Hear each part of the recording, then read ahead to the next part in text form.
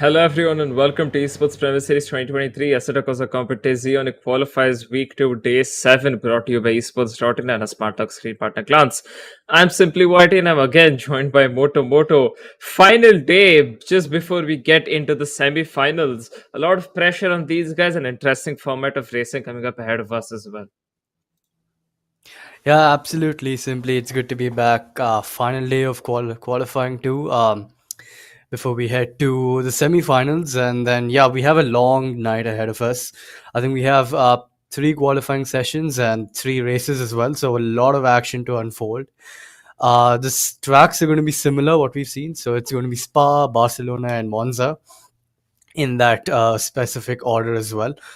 With as I think Simply has decided to shut off his camera, but he's back now. But yeah, we have three races incoming in the order of Spa, Barcelona, and Monza, and a qualifying session as well preceding all three races as well. So it's going to be a different grid for each race start, which could spice things up and could really show the nature of the tracks and cars and the different skill levels of the drivers, as well as they tend to do better in certain circuits than the other ones. But I think I'm waffling about too long. But I think it's going to be a good, exciting day for us tonight. Yeah, it will be. So, as Moto briefly went over it, we have three qualifyings, three races. We have Spa, Barcelona, and Monza, the same tracks we have seen over this qualifying. And the order will be Spa, Barcelona, and Monza. Okay, yeah, so the order is the same. But the way this works is that it will be 15 minutes at Spa because it's a very long track, 7 kilometer long track, and then a normal 20-minute race at Spa, followed by 10 minutes at Barcelona and 20-minute race at once again at Barcelona. And then as far as it goes for Monza, the same thing, 10 minutes qualifying, 20 minutes race. So that is how the format will be today. And of course, 15 minutes for Spa because it is quite a big track. And we can see SD, one of the main contenders for moving into the semifinals in the Audi. He has missed the last day, I believe, for him, for whatever group he was in. So that is why he's here. So this is pretty much his last chance at the prize pool and his last chance at going into the semifinals. So as I did mention earlier, a lot of pressure mounting up on these guys.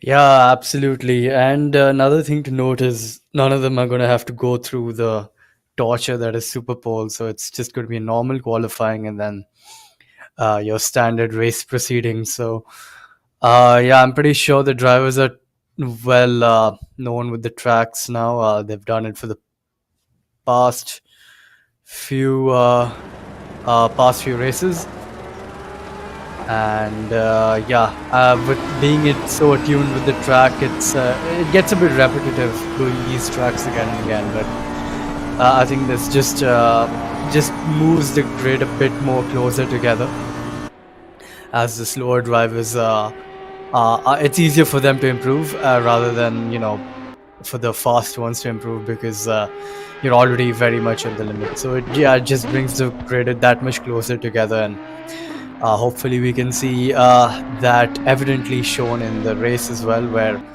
we can have like a really tight pack fighting it out and providing us a lot of action for the three races we have tonight. But yeah, on board with the first banker lap by SD. He's he did an 18 point or an 18 low, I think, in one of the Spa qualifying sessions. I think it was day 2, if I'm not wrong, or day 1 actually. It was day 1, and I think Sarthak Ray had got a 17.5, a banger of a lap time, but SD had done an 18 low, so hopefully he can look to improve on that. And as he comes through filtering through sector 2 through the chicane, you wanna just sort of sacrifice the first right hander for the left, open it up, and then into Stavlo. This is apex by quite a margin, but keeps the minimum speed quite high up, so he's got the momentum down the straight, approaching Blanchimon, which is flat out. in these cars as well. But you need to be really careful about your line, otherwise, it's quite easy to extend on the entry and the exit and pick up an easy invalidation. But keeps his line quite neat through there. Into bus stop, braking just after that line on the tarmac, carrying a lot of minimum speed through here because the line isn't very far away on the exit, so you can actually prioritize minimum speed. And yeah, he does beat his lap time in the first day by quite a margin, around 5 tenths or so. And yeah, it's a very good banker lap by SG right there. Great banker lap as we also watch Gaurav Arora, who immediately beats that banker lap with his banker lap. 10th and a half faster, 2 minutes 17.6, but still a great lap nonetheless. Okay, these guys are only fueling for one lap at a time. I mean, they can go quite lenient with their tires. They have multiple sets available to them, unlimited amount of sets available to them, so they can just keep wasting set after set after set, and then of course just use other sets for the race. And really, they only need one, so they can use quite a few tires for the qualifying itself to try and optimize their qualifying lap time, try and get whatever the best lap time that they can out of their car. As we also watch Kiran currently sitting in P4 in the Ferrari. 3 Ferraris with us today. Mohammad Faizan is the only Aston here. Kanak, the only McLaren. SD, of course, the only Audi, and Gaurav Arora, the only Porsche. So Ferrari cars dominating the field today. Will they dominate in terms of lap time? We'll have to wait and see. Well, so far they have quite a bit of catching up to closest Ferraris, around 1.4 seconds off. As SD gets a huge snap of oversteer and completely bashes onto the Armco on the side there. But yeah, he's going to RTG instantly. RTG is well, it's a short form for return to garage, which is something these guys can do instantaneously if their car is stopped. So yeah, you don't really have to do the manual in lap. You can just teleport to the garage, which is quite strange considering this is such a hardcore sim and isn't quite realistic. But yeah, it saves a lot of time, and especially around Spa, yeah, it's quite helpful. As we're on board with the Beamer, the only Beamer in this session, Manish Puri, 2.5 tenths. We haven't seen much from him in qualifiers too, but he's put in a good time. Only 2.5 tenths of provisional pole so far. Looking to improve his lap time to push him that much further up the grid. Hopefully a P2 or a P1. He does improve, goes P1 with a 17.4, a very good lap time. Beats Sarthak Ray's lap time in day 1 already, and this is only a 10-minute qualifying, a 20-minute qualifying we have. Well, I mean, even the first one was a 20-minute, but yeah, it's already 15. Faster than that lap time, which we saw. So it's a 15-minute qualifying. Sorry, as yeah, simply corrects me there. But yeah, very good lap time by the Beamer, and finds himself a 10th and a half clear of P2. Yep, and these are still just provisional laps. They are still improving over time. These are, of course, not final laps. The Pratyush Kumar as well did not show up for any of the races earlier on, but he's here for day 7 to get that, well, whatever he can, maybe try and move on to the semis. I don't think he's moved on just yet, so that will be his attempt at that. Apologies.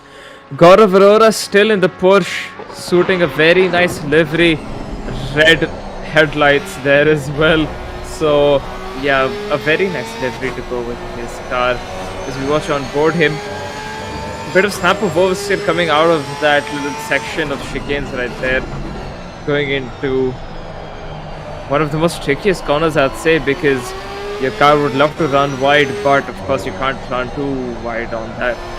But Mota, you have driven the Porsche. I mean, you are driving the Porsche. So how does this car generally handle, especially at a track like Spa?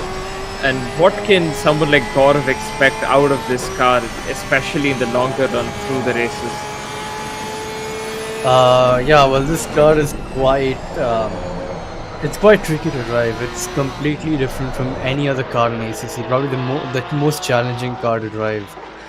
Yeah, so there's a huge skill gap between someone who's very quick with it and someone who's very quick with a McLaren, for say example. So it's really hard to tame. It's a bit like well, someone told this to me. It's like you're controlling a pendulum with the throttle and brakes, and you're just swinging the rear around into the corners because it's a rear engine car, so it's very fishtaily and it eats rear tires for breakfast as well. So yeah, for a race stint, it's a very quick qualifying car if you can handle it. But in the race, it tends to slow down towards the ending of the race because as God goes, P1 with a 17.4 as well. So very small gap between him and Puri right now. But yeah, in the race, it tends to sort of fall apart if you're not very careful with it early on because the rear tires really do fall away from you, after a while. And yeah, I think that's its only disadvantage, other than it just being a very hard car to drive. Around Spa, it's not quite the quickest. In Sector 2, it's very rapid. Sectors 1 and 3, it doesn't quite have the straight line to keep itself competitive, even because you have that added disadvantage of running a very high downforce setup, because you just need very high downforce in the Porsche, whereas all these other cars will be running like uh, 2 or 3 rear wing, or even one actually if you're brave enough.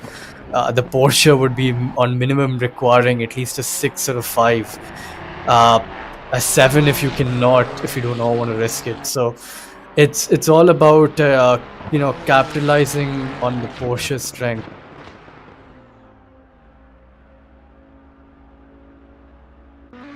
which I believe is the corners or not.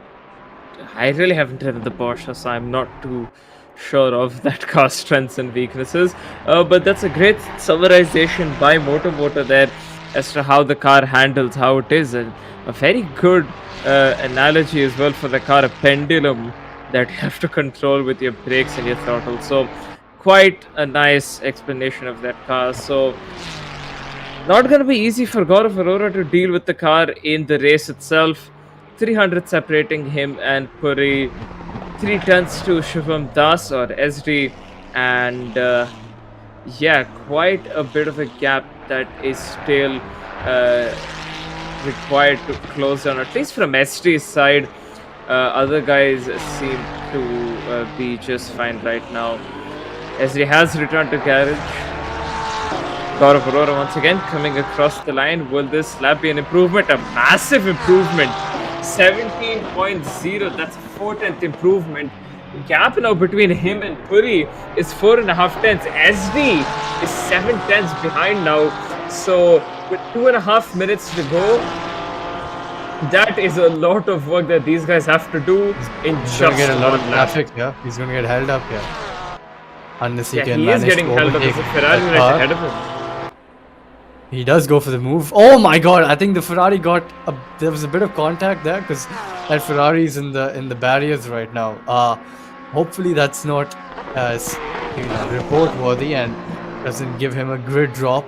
Because that was really strange, because they were neck and neck coming out of Radion, but then after the camera cut down the straight, that Ferrari was already fishtailing and into the barriers. So yeah, hopefully it's not going to cost Gaurav, because yeah, that's a great lap time he set in the Porsche. 4.5 tenths clear of the grid, and no one seems to be coming any closer than that so far. SD as well, 7 tenths of a gap to him. Not quite what we've seen from SD.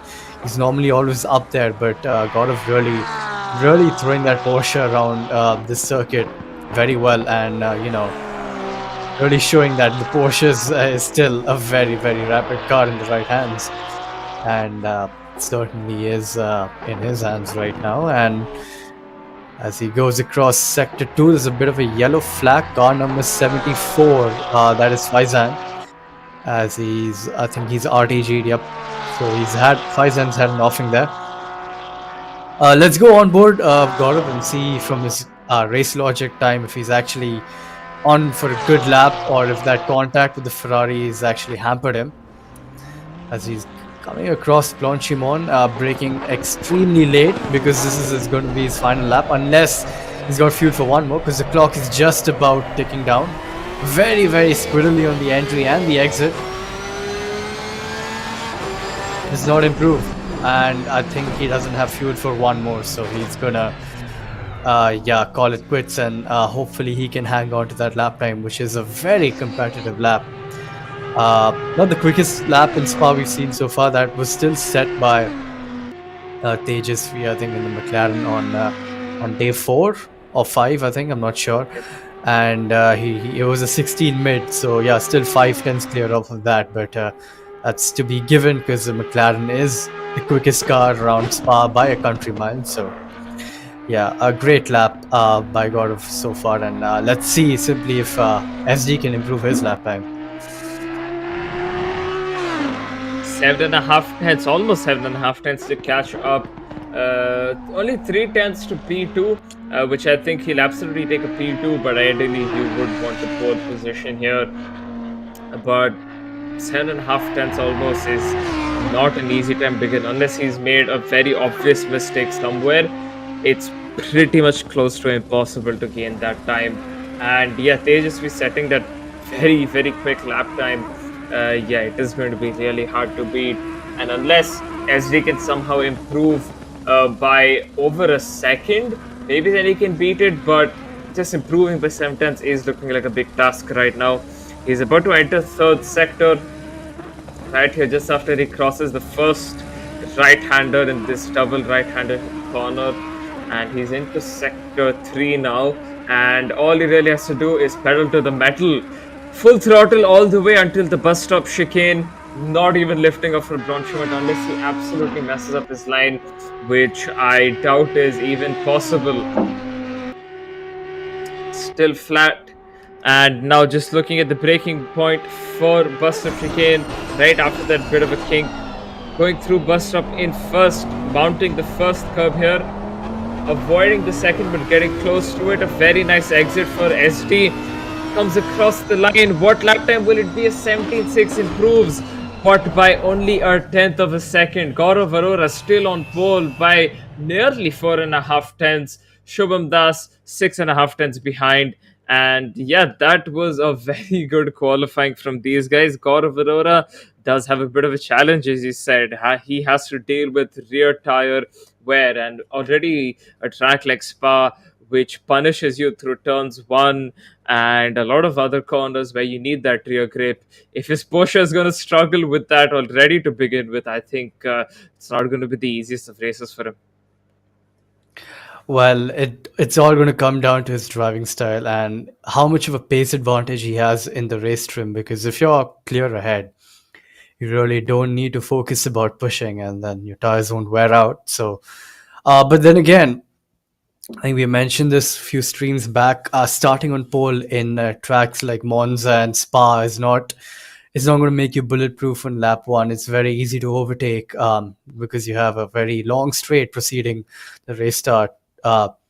So yeah, he's going to have to be a lookout for his competitors and rivals behind him, who will definitely have a better straight line, especially SD in the Audi is known to be very quick and rapid in the straight line. But yeah, enough about the qualifying session. Gaurav Arora with a very good lap time of a 17 flat, 4 tenths clear of the grid. And we're just about getting ready for the race. We'll be back with you after a short break for the action.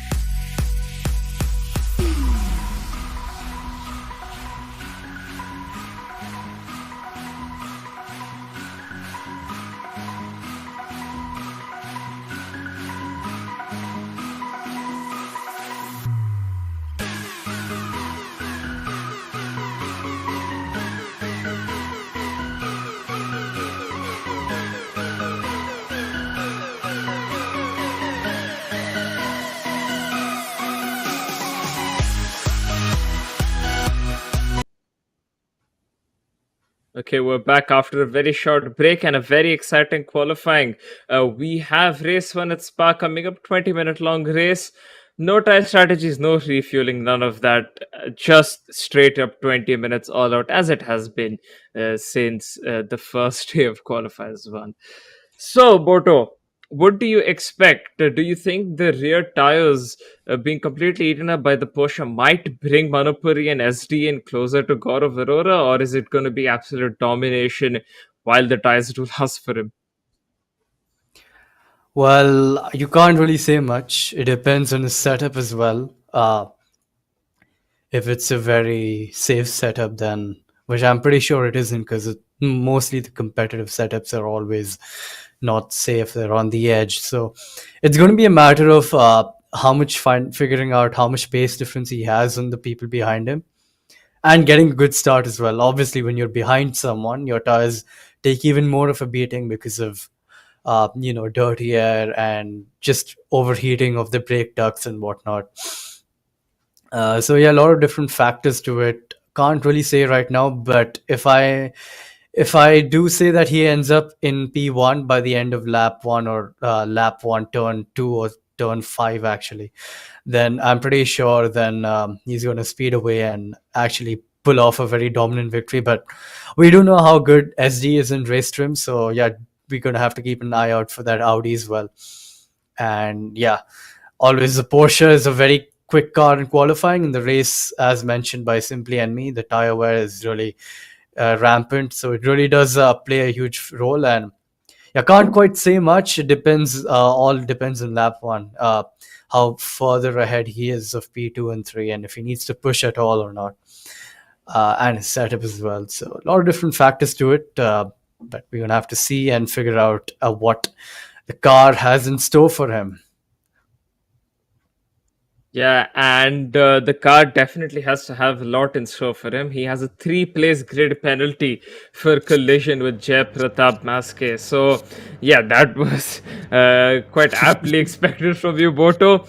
And that means that Manu Puri will be in P1 and Esri will be in P2, and he'll have to start from P3. So, uh, yeah, it is going to be a slight bit of challenge for him to do all of that work. But considering that it is Gaurav Arora, again, we've seen him for quite a few years at this point. It's not going to be a difficult task for him to go ahead and quickly challenge these guys for that P1. And even if he does take it, of course it's not going to be without any difficulties. So yeah, it is an interesting race coming up. But yeah, because of that, we've had a slight delay because, of course, they have to apply the grid penalty for Gaurav Arora. But yeah, it's not an ideal start to his race. I mean, getting a grid penalty in itself can be and is quite a few times very, very disheartening to drivers. I mean, you got it coming to you, because you have broken some sort of a rule, you have made a mistake, and that is why you've gotten a grid place penalty. But it's one of those things where it's like, okay, well, I'm already starting from where where I didn't qualify. I'm not in this optimal position, because you have different strategies playing out for you depending upon where you're starting. Because if you're starting in P1, you think, okay, I have to do whatever I can. I need to get this good start. I need to block the inside as I'm going through into turn 3 and 4. Whereas, of course, when you look at, you're starting from the grid, even if you're starting in P3, there's still quite a few drivers behind you. And of course, your immediate thought is, well, I hope I don't get caught up in things. So I have to take this kind of easy and, not get into collisions, don't pick up any damage. And as you're doing that, there are times when you end up where it works out for you, and then there are other times where you just kind of fall behind. And then initially, there maybe in his case, for example, there are two cars ahead of him. If he takes it too easy and say no collisions happen at all, then he might end up losing even more positions. And in a 20-minute race, especially around Spa, it's already not easy to overtake when you have different cars being quick at different sort of sectors. And then once you add in that bit of mix as well, that you have even more cars to overtake now, it just all adds up mentally for you, and it just becomes a big issue, at least within your head, throughout the whole duration of the race. Yeah, pretty good point there, but I highly doubt he's going to care about that penalty given that the money is in qualifying. But yeah, he's still a racing driver through and through, and he's going to fight for that. The Porsche, again, is quite quick off the line. Um, so if he does get the power down, just that much earlier than his rivals in front, he could, end up in P1 by the end of Radion or just after Radion with Slipstream. Yeah, it's gonna come down to the start. Otherwise, following a car is not very easy around Spa with all the track elevations. And when you're behind another car, most of the corners become blind corners, especially if you're following very closely. So it's quite hard to get distracted by the car in front of you. Uh, let's see how the drivers are going to cope, how Gaurav is going to cope with that penalty. Is he going to be aggressive? Is he going to play it safe? Find out in the next 2 or so minutes as we head to the first lap of the final day of qualifiers 2. And we're in for a good one as just getting ready for green flag racing. Cars are just, throttling and braking very quickly in succession just to get temperature into their tires and brakes to be nice and toasty for the comp, which is going to be the first braking zone. Because yeah, I'm pretty sure Radion is going to be flat out at the start. It's green, green, green. On the cars get a good start. Manipuri aggressively cut off SD, and because of that, the Ferrari of Kumar has flipped Gaurav Arora on the start there. So not good ideal scenario for the Porsche. SD very violently getting cut off by the Beamer, had to back off, and because of that has a big gap in front of him. As Gaurav is already on the attack, goes down the inside of Lecomte, very clean move, and gets to position instantaneously after getting caught out. But a bit of a incident. I'm not calling it an incident, but situation in front where he had to react, and because of that, the Ferrari behind capitalized on him, but he's got the better of him. And it's P1, 2, 3, the same order as qualifying. I mean, after the grid penalty was applied, and you can see that Gaurav is already humming SD, whereas Manipuri is sort of speeding away from SD, who still seems rattled by that aggressive cutoff after Oruge's race start. So hopefully he can get back in his groove and keep Gaurav behind. But yeah, you can see the Porsche through the corners is really quick on the entry, and on the exits, the Porsche is inherently very quick. So, gets a huge snap of oversteer, but controls that very well. And yeah, those tires are going to be pushed for a while, and hopefully he doesn't wear them out too fast, because you do not want to be driving a Porsche which has very poor rear tires. Already very fish-taily car. He's got a great run out of Stablo 1, going side by side, approaching one, but he hangs back. Will for sure try and outbrake him into bus stop. Lighter car, heavier fuel loads, but no, chooses to stick behind. SD gets caught off guard, and that's a very easy switchback made by the Porsche, but no, he still holds back. And SD still keeping that position in front of him after lap 1. SD has to defend quite a bit now. Manupuri already a second and a half ahead of these guys, and this battle is not helping them.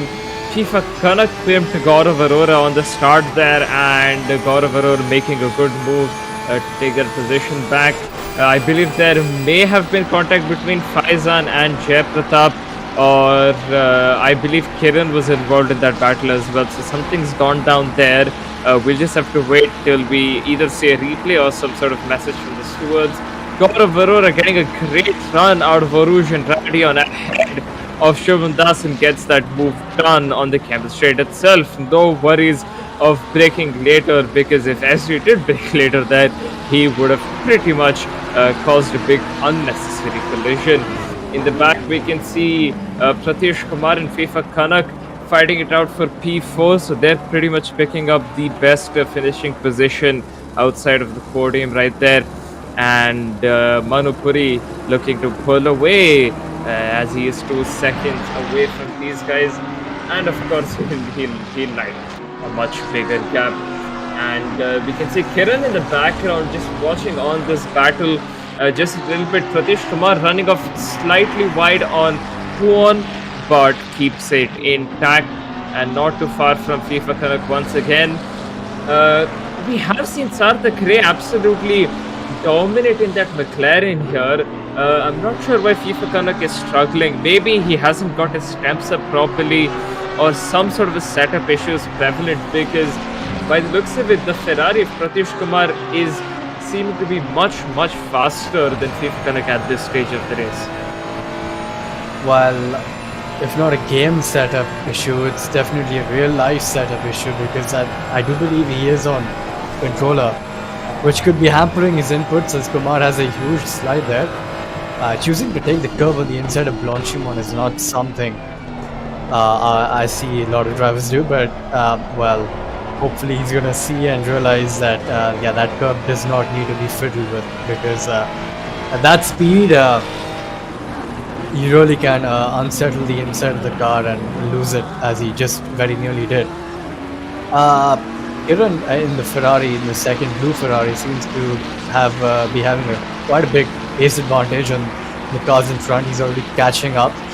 I do think he had a bit of a sluggish start at lap 1, so couldn't quite make a few positions up, but for sure he's one to look out for, and I'm pretty sure he does have the pace to get by these drivers.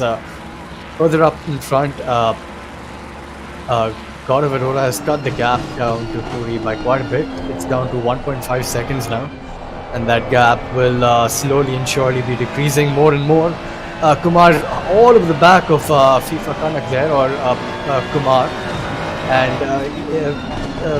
trying to go around the outside is Kumar on FIFA Kanak, but is unable to do so. But it invites Kiran, goes down the inside of Bruxelles and on Kumar, and oh no, that's an incident and a half. A lot of contact there, and both the cars finding themselves in the wall momentarily. Hopefully they don't have that much damage, which would require a pit stop. Faizan gets a 5 seconds, which is for something I believe you spotted on lap 1, so that penalty has been dished out correctly, and I'm pretty sure there's one more coming the way of Kiran right now, because he was, or not Kiran, actually Kumar. He was the car behind, and I think he just sort of rear-ended the blue Ferrari of Kiran, and yeah, both of them did not have a good coming together after that. Absolutely. Now, Stewards will definitely be investigating that incident at this point. Faizan with the 5 seconds. Kiran might be in the pits. I don't know. Or he has made a mistake, because Faizan's past him and he's the yellow flags through Blanchimont right now. So he's made a mistake. It could have been due to damage from that incident. I mean, he went into the wall pretty much bonnet first, and that's definitely going to cause him a lot more issues, and of course very hot tires from that incident, so that is something he'll have to take care of. Meanwhile, Gaurav Arora looking to chase down Puri. Puri had a gap of around 2 seconds at one point, but Gaurav Arora has closed that in, and yeah, Kiran's in the pits, might retire from this race, or he might just look to fix his damage and get on with it, because ideally that is what he should be doing. Pratyush Kumar, as expected, getting a 5-second time penalty, and 10 seconds, I stand corrected there, for causing a severe collision. So yeah, that is an unfortunate bit of incident between those guys, but that is, well, pretty much coming his way. I think Faizan might be up a position, or car number well, Jay Pratap might be up a position. Faizan will have to do a bit of work to gain a position on Pratyush Kumar because he himself has a 5-second time penalty. So 11 and a half minutes, almost 12 minutes to go in this race. A lot of work for Faizan to do and a lot of work for Pratyush to do as well. Yeah, absolutely. I think that penalty was justified because Kiran was well and truly clear of the car in front, but I think Kumar, we were on board him, so we couldn't see anything.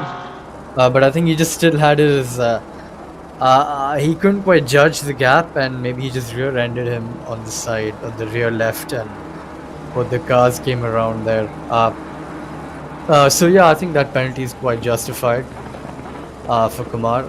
Kiran does seem to have, yeah, he's retired, so he's parked it in the pits and called it a day. And I'm pretty sure there will be some pretty strong words in the drivers' chat afterwards, because he's a driver who has been caught up in a lot of incidents in this qualifiers too, and he finds himself caught up in another one tonight. So isn't going to be too pleased about what's happened. He's out of the pits. Oh, okay. So I think he was just repairing the damage. So he's still racing, but he is a lap down now, evidently, and yeah, I mean that's good. Just finish the race at least, get your mind off of the incident when you drive, and can focus on your driving and improve it for the later events as well. But further up ahead, we can see that Panda or God of Aurora has got a huge pace advantage on Puri in the Beamer, and it's just a second or so behind him. And I'm pretty sure this a move is on the cards. A move is on the cards very soon. As you can see, the difference in exit speeds is so evident. He's gaining at the exits quite a lot. Through Kuon as well. I think the Beamer got a bit finicky over there mid-corner. But the gap is sort of stagnating now that Gaurav has entered Puri's dirty air. Let's check through this very quick chicane, which the Porsche does benefit from because a lot of change in direction, and the Porsche is very quick, very agile car. So you can see he gained 2/10 there just in that sequence alone. So yeah, Gaurav does seem to have a huge pace advantage so far in this race, and I'm pretty sure those tires are not falling apart anytime soon. Yeah, and Pratyush in the middle of you commentating over there has RTG'd and left the session despite getting a 10 seconds. This makes me wonder, will the stewards give him an even stricter penalty, because technically he didn't serve it, because that penalty really only is applied, I mean it's given to him, but it's really only applied after you cross the finish line. And he hasn't done that. He has left the server, so he's clearly DNF. And that makes me wonder, will the stewards give him a harsher penalty? I mean, there is no race left. So perhaps penalty points somehow affect the race. I think stewards hands are kind of tied in this situation, but I leave that up to them to decide. As we can see, Gaurav changing a lot of things on his car setting there. Not sure what he was changing because of course we can't see it. I think he was changing his brake bias. No, it was definitely there was a DC change in there. But I think there was a lot of brake what the drivers changes as well. What the drivers tend to do is I think up Radion, the TC tends to kick in even though you can go easily flat out. So I think he's just changing it to 0 to prevent that. We see a lot of drivers do it, but it's important you change it back up to 3 or 4 or whatever after you cross Radion. Otherwise you're pretty much screwed for Lacom. Because yeah, these cars without traction control is a nightmare, unless you're some sort of alien. But yeah, you can see that Gaurav, using all the tools he has in the car, micromanaging the electronics is something all the good drivers do. And I'm pretty sure the move is going to be made in this, either in bus stop or probably in Lacom next lap, because that gap is really less right now, and SG's fallen back a lot.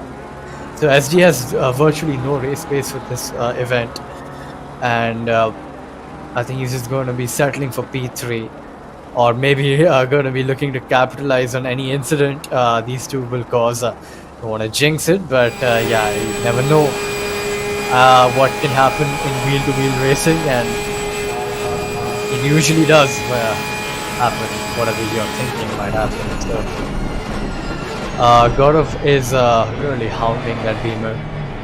Sort of taking a very cut-back line, gets the car down much more early than the car in front, and he's going to be prioritizing his exit from the exit of La Source, which is this one right here, turn 1. Very close to the apex, a good line, and gets the nice slingshot exit as well.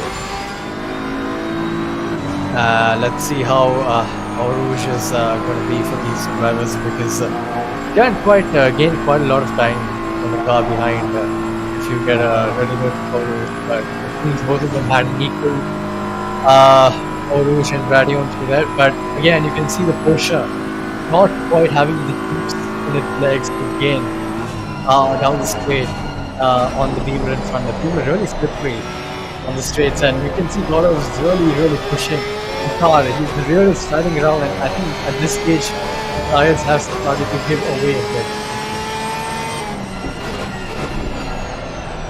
I think so too. That Real's really not happy staying on the track there. Out a bit as he still tries to follow Manupuri. Manupuri made a few mistakes himself, but lucky for him, Gaurav Arora followed it right up with a few mistakes. Otherwise, I'm pretty sure they would have been going side by side at this point, but clearly they aren't. So not done yet.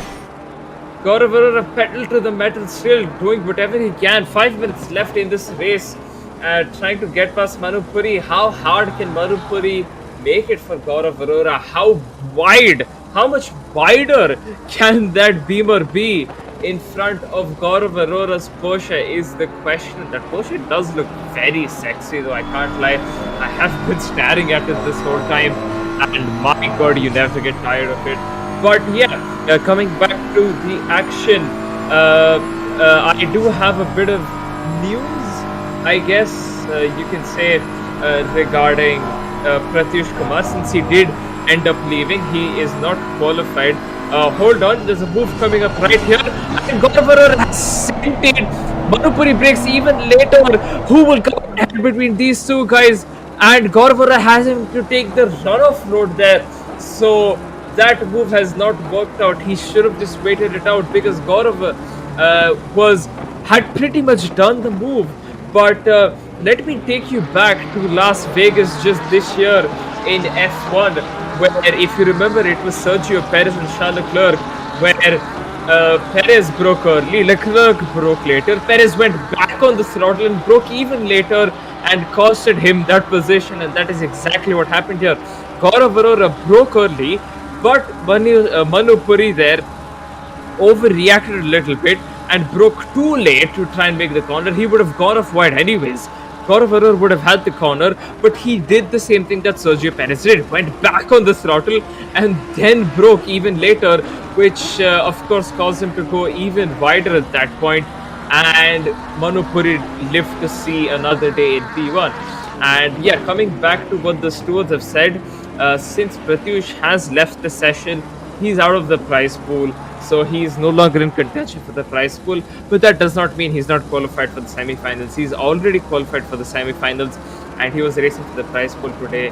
And of course, since he's left the session, the stewards have decided he's no longer, or not the stewards, but according to the rules that were preset, he is no longer eligible. So that is an unfortunate situation, but hey, it's not the end of the day. The semi-finals are still coming up in just a few days' time. Absolutely. We saw Gaurav take a cheeky track cut there to minimize the distance to him and Manipuri. Hopefully he's got a few more in the tank. So, but yeah, it's not very, sports worthy, or what the word, but a very nice, or diligent of him to cut the track and gain a lasting advantage. But as long as he's not got a move done off the track, I think it's fine. But 2 minutes left. Yeah, this will definitely be the last lap they're going to be coming through. So it's all or nothing for Gaurav and Manipuri right now. These two titans have been at it from the lap, third lap or so, and it's going to be integral for Gaurav to get a great exit out of Lassos here. But I think even then he's a bit too far back because that beamer has been known to be really slippery. Does get a very late apex and cuts back out to the straight. Gets a very good exit actually. 3 tenths to the gap. I'm pretty sure it's going to be 2 tenths when they approach Radion. Not quite, still equalizes at 3 tenths. But he's going to get the effect of the draft go all the way down this coming straight. But is that gap a bit too much for Porsche to overcome? That seems like it because it's just stagnated at 3 tenths as a gap. On braking, he's taking a lot more liberties, but yeah, not quite approaching slow and fast out there and fast out on the exit. Manipuri's taking a very cool head right now and taking the right racing line, the right approach to the corners in front of him. And as long as he continues to do that from sector 2, which is where the Porsche is the strongest, he's going to be well and fully clear.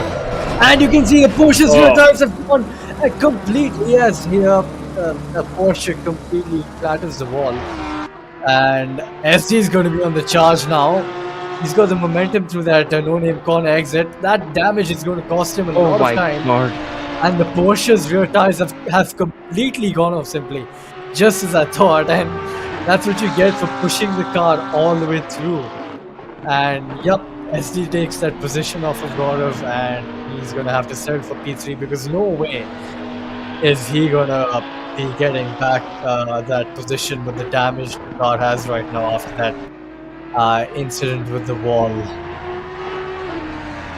Absolutely not. I mean, if this was real life, that bonnet would have been sent back to the Porsche factory to get fixed. I mean, completely crumpled up. There's no way the mechanics there would have been able to fix it. So that is unfortunate for Gaurav Arora, but he got the price he paid for pushing a Porsche too much and not managing the tires. And Manipuri paid the price of keeping his car on track and not making any mistakes. He wins the race by a nice margin, 8 seconds to Shubham Das, who at the very last lap in the very last sector made up positions, and he has gone through to finish in P2. Gaurav Arora unfortunately has to settle for a P3.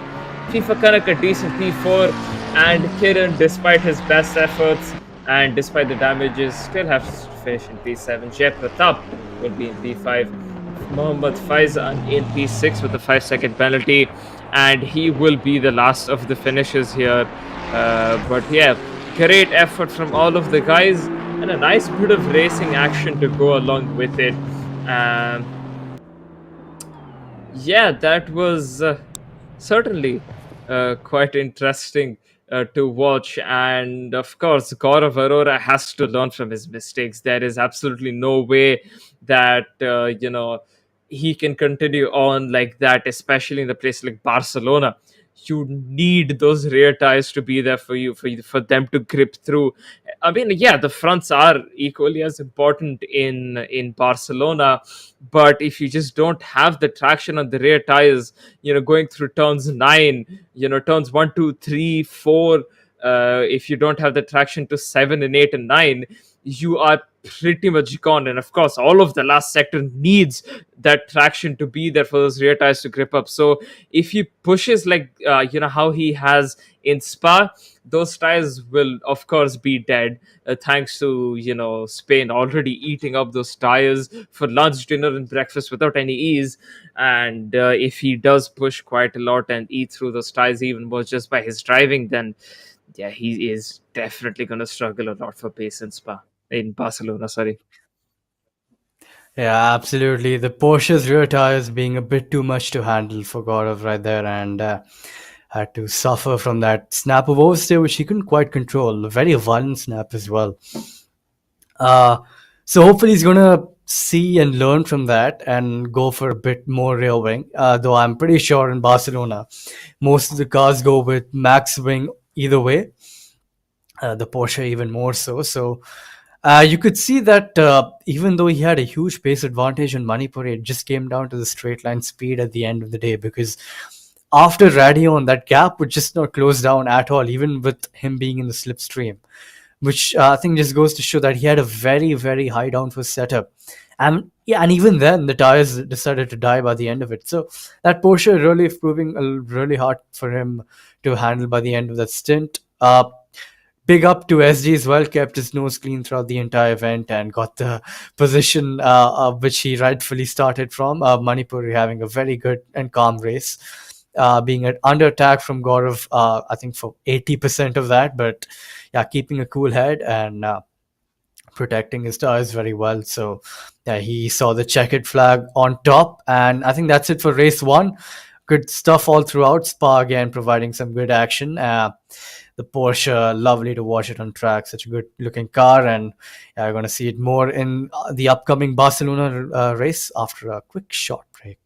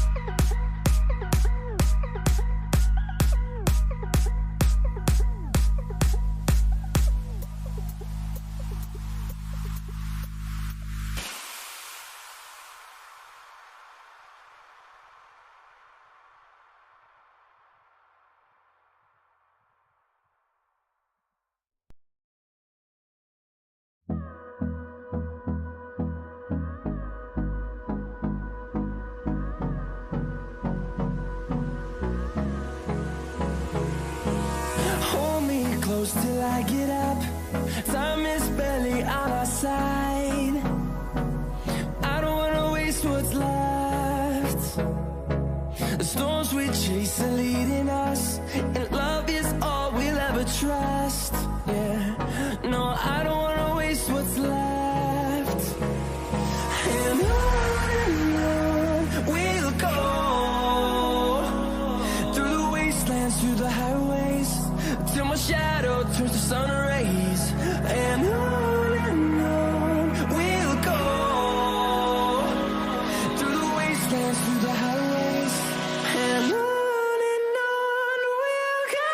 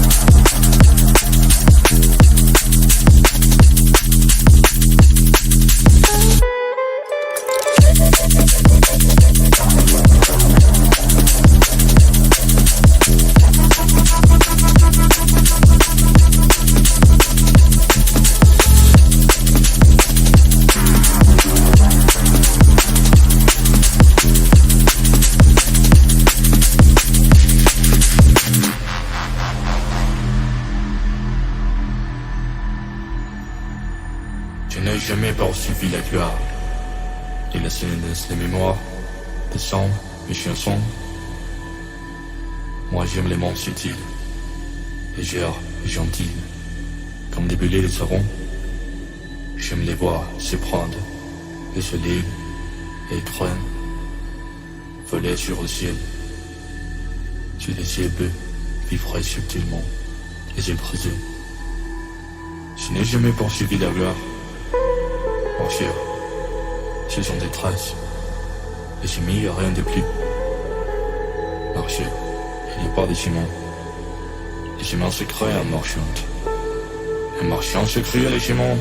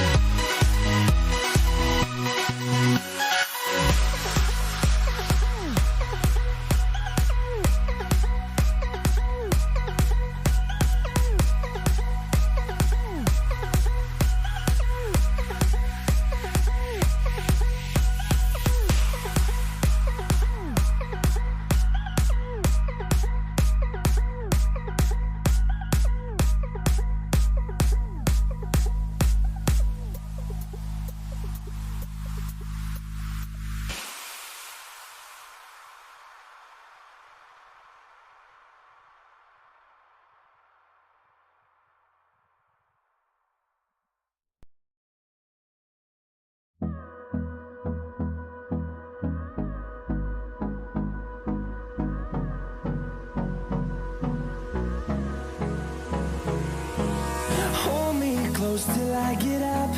Time is barely on our side. I don't wanna waste what's left. The storms we chase are leading us. Hello, everyone. Welcome back after a very short break. We have race 2 and qualifying 2 coming up at Barcelona. 10 minutes of Barcelona in qualifying, and of course, a 20-minute race to follow with it. Me and Moto had a discussion right before we went for a break, of course, with regards to Gaurav Arora's Porsche. But we do have the Ferrari, apologies, the McLaren of FIFA Karak that's in the play as well. And that McLaren has also shown quite a lot of pace at this circuit. So perhaps he might be able to be up there with them. But if you are basing it off of the previous days, SD completely dominated, especially at Barcelona. So a lot to play for here and a lot of uncertainties going up ahead as well. Yeah, absolutely. SG has a good grasp on the track. I think he did get pole position, but it wasn't a domination. Simply from what I remember, it was like half a tenth of a gap to Sarthak, who was in the McLaren. Yeah, even though he's got a good grasp on it, we do know how quick Gaurav is under that Porsche in qualifying trim. So it's all going to come down to what setup he's chosen. In qualifying, not going to have to worry about the tire wear whatsoever because it's qualifying. You only have to do the best possible lap with the car you have under you. So a 10-minute qualifying session is going to give them around, well, let's say, I think 6 to 7 laps, or maybe 5 to 6 laps, depending on the traffic and whatnot.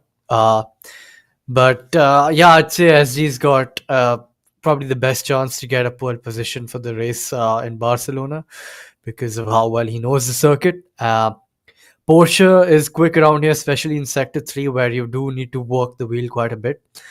Yeah, and we don't know how agile that car is, so you could be seeing him very quick in that sector, but then down the straight in Sector 1, the Porsche might suffer a bit.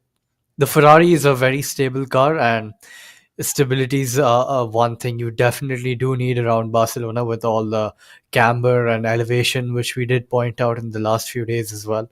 Very technical circuit. So yeah, the Ferrari is always going to be a good bet. So Kumar and Kiran are definitely going to be ones to watch. Kiran does put this as one of his strongest tracks on the on all the events we've had so far. So another good contender for pole position. Yeah.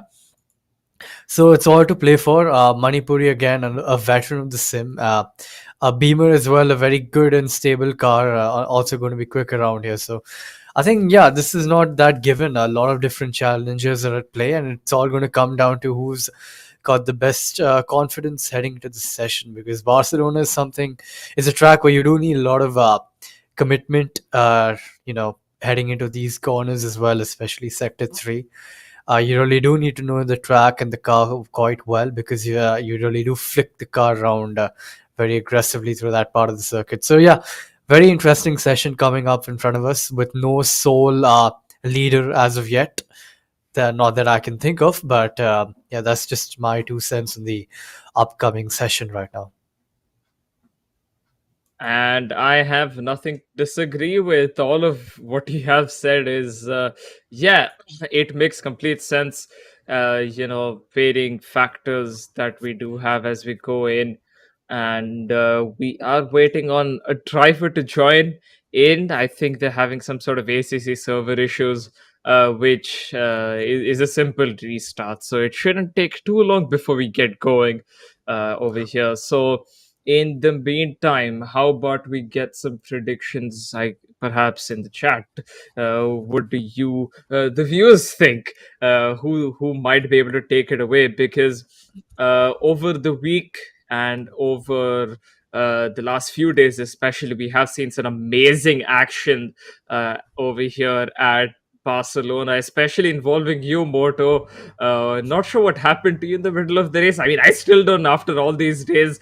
And then that just kicked off a massive chain reaction for pretty much 20 whole minutes of the race, where yeah, that was just overtakes and collisions and a lot of chaos happening. So, what happened there? Fill us in. Yeah, I was just I think my wheel had an issue, so I don't know if it was the brake or the throttle, but I couldn't quite do my optimal lap time. So I had to just back up a bit, and I think it just concertinaed into the grid behind me, and there was a lot of action there. I got caught in the mid pack, but yeah, good battles throughout. And yeah, this just goes to show that Barcelona, being how technical it is, it can still be very good for racing as well. And from what that day showed, I think we're no more of an action-packed race than what's coming up right now, with especially with the different cars and what have you. So yeah, just goes to show that racing in ACC is possible. It's not that hardcore of a sim where you're just that uh, scared to touch another car, or a bit of wheel banging here and there, like iRacing. As we're in the session now, as my eardrums are completely obliterated by that screaming beamer.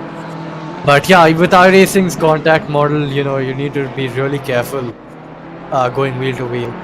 In ACC, you can take a bit more liberties, as Gaurav gets a huge snap of oversteer following his rival in the previous race. And he's already sussing out what lines he's taking. I think this is going to be a bit of a practice session for Gaurav as well, because I don't think he's done enough of Barcelona practice, so he doesn't know the track that well. Spa is definitely a track he knows very well, because I think we were doing an endurance race, albeit in different years, but yeah, it was the same track. So yeah, pretty sure Spa is well known to him, like the back of his hand, but Barcelona might not be the same case. So yeah, 8 minutes left in this qualifying session. Yeah, drives just slowing down, getting some heat into their brakes, which actually won't be too much of a concern, given how hot the tires do get around the circuit, with the constant onslaught of corners and braking and traction zones everywhere. So yeah, it's all this qualifying session. Even though it's a qualifying session, there's still a bit of tire management required. If you're doing multiple stints, you can't quite push on the get-go. Really do need to ease your tires into the qualifying stint, and it's going to be interesting to see how the drivers are going to approach this track, as opposed to a track like Spa.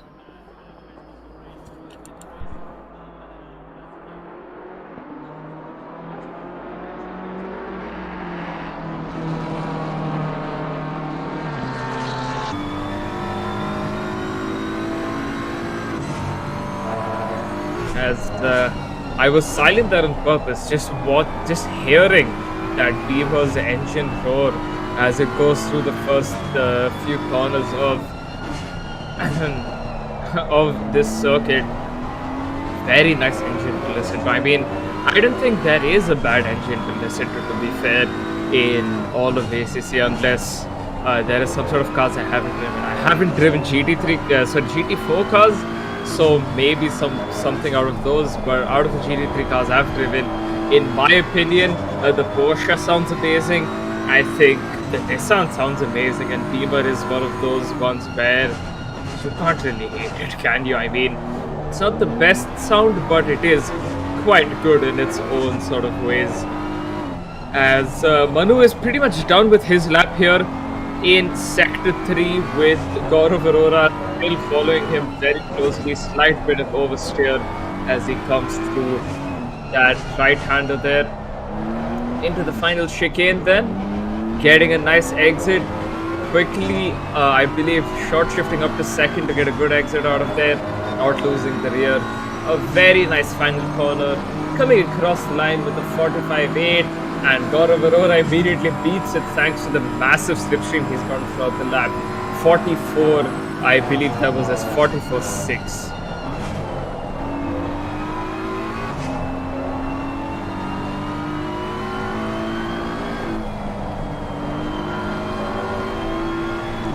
Yeah, Mine's quite a still quick lap. rolling in. Yeah, sorry there. I think my mic had a few issues, but very quick lap from Gaurav there.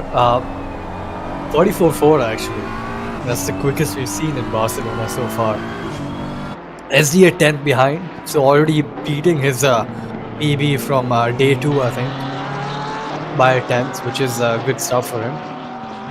But yeah, now you can see that Gaurav is going to start to get hindered by the car in front. He's been following all this while, and hopefully the dirty air isn't going to give him too much of a trouble in sector 3, where the downforce is ever so crucial, as I think the beamer just pulls off to the side. I think he invalidated because I did see the blue flags being waved there, so yeah, could be that case right there. As we just ease into the session, only 10-minute session, very short session, so the drivers don't have that much time to get into the groove really. But a driver who has already gotten into the groove is Gaurav Arora and the Porsche, as he winds up for another lap. Out of the last chicane, completely mounting that sausage curb, which I think you can do on the exits of in the GT3 cars, and cross the line. 44.0, very quick lap time. 1.5 tenths clear. That Porsche was very good under his hands right there. And yeah, I don't think that lap time is going to get beaten very easily tonight, simply. Very good lap time from him. Certainly not. I mean, it is a very, very good lap time. Very hard to beat, yes. 4, almost 5 tenths, half a second separating Shivam Das and Gaurav Arora. That is absolutely one hell of a lap time. So I think quite a bit of time to gain. Not gonna be easy. If Gaurav Arora does somehow beat it in the dying moments, then of course it's gonna be a 43. James coming across the line. 46.4, 2.5 seconds away from Gaurav Arora. But yeah, as I was saying, Gaurav, if he does manage to beat this time somehow, it's definitely going to be in the 43s and not, just a few hundreds gain, because a few hundreds gain doesn't really seem likely when you are going this quick. So I think if time gain is to come, it's going to be a lot. A lot of time gain can be possible from Shivam Das and Kiran in this current debate. Manu Puri has to do a lot of work, 1.8 seconds away from Gaurav Arora, whereas, of course, earlier he was literally challenging him for a win, and of course won. So I think these guys should pretty much be at it. 2.5 minutes remaining in this qualifying session. Gaurav Arora once again coming across the line, and he does beat it. I mean, 43.7. That is bloody quick, and excuse me for my language.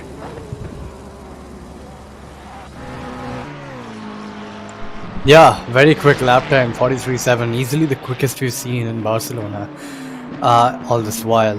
Kiran, the nearest competitor, 7.5 tenths clear and off of him, sorry. And I don't quite think we're gonna get that lap time beaten. And I gotta disagree with you there. Simply, it's well, I mean, you were right. By the end of it, it was a huge improvement. But the quicker you're going, the lesser the time gain is, because it's a case of diminishing results after a while when you're going that quick. So it's a matter of just playing on that very fine edge of balance with the car. SG is not quite improved enough there to beat that lap time. In fact, goes slower, much slower, second, almost slower than his PB. But it's going to come down to this last lap.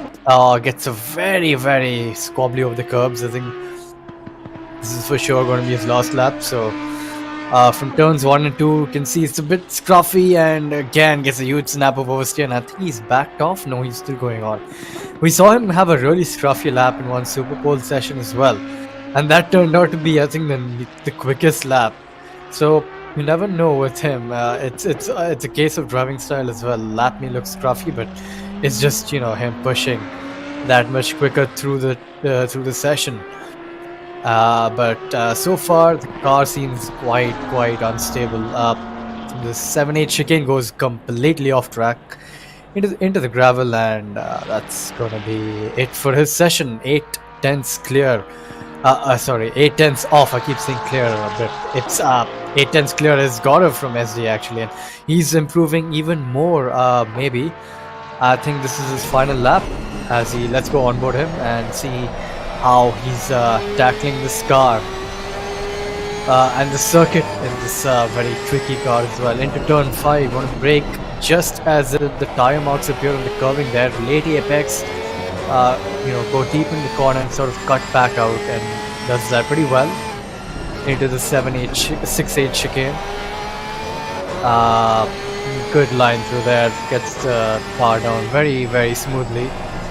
Turn 9, flicking the car in, and just a bit of brake to get the nose turned in. Shifting the weight of the car to the front momentarily in case you're understeering. It's a lot of. You need to do that so much in the Porsche. The weight transfer is so important with this car. As you just give that, bit of brake just to get the nose turned in.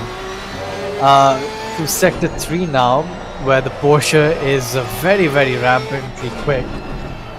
Fighting the car on the exit of that corner there a bit. Out of the final chicane, gets a huge snap of oversteer.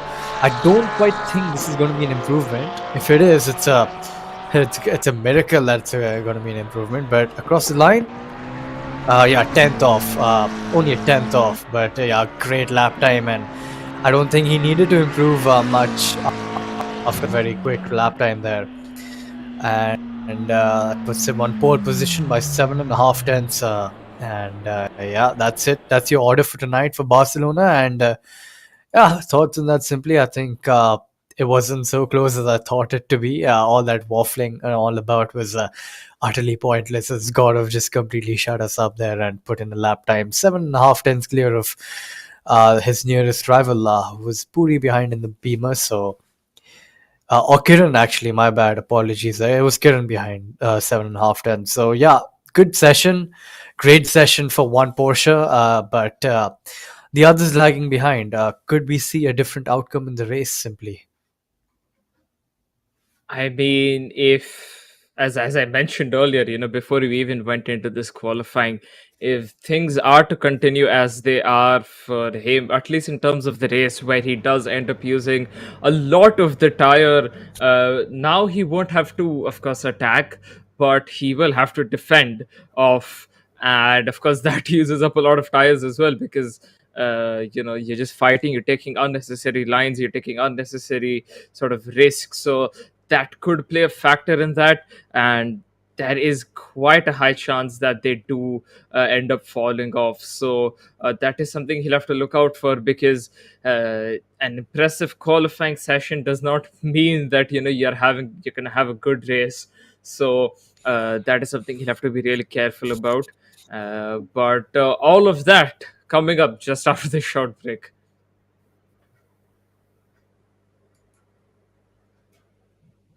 And love is all we'll ever trust. Yeah, no, I don't wanna waste what's left. And on we'll go, through the wastelands, through the highways, till my shadow turns to sun rays. And on we'll go, through the wastelands, through the highways, and on.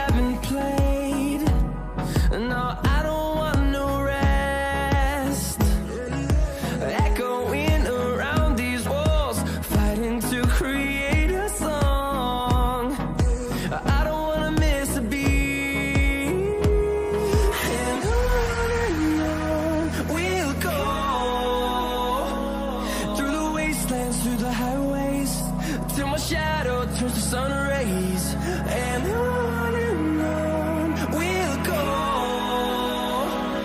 through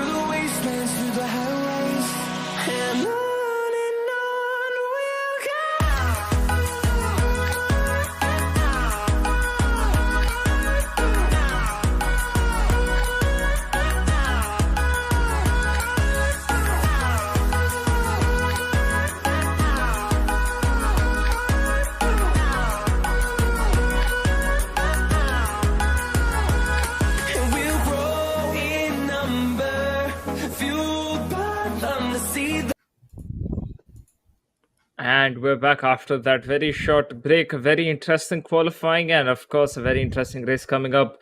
Once again, a race filled with complete uncertainties, mainly because we don't have God of Aurora can keep that pace up thanks to the Porsche's absolute hunger for the tires. And of course, let's not forget, Spain is also extremely tire hungry. So, those are two factors that might affect his race by quite a bit. And of course, SD domination incoming. Maybe FIFA Kana could be a solid contender as well, despite not really having the best of qualifyings. The race is where it all matters. So he could be a solid contender if he can keep his tires in check, and and of course if he can keep that pace up.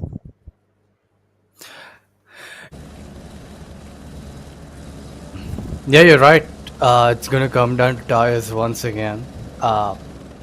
Granted, again, Gaurav finds himself with a huge advantage from what we saw in the qualifying session, but yeah, the race will speak differently, is what I think. But as we just head on, Kiran is another one who's very quick around here, around Barcelona in the Ferrari.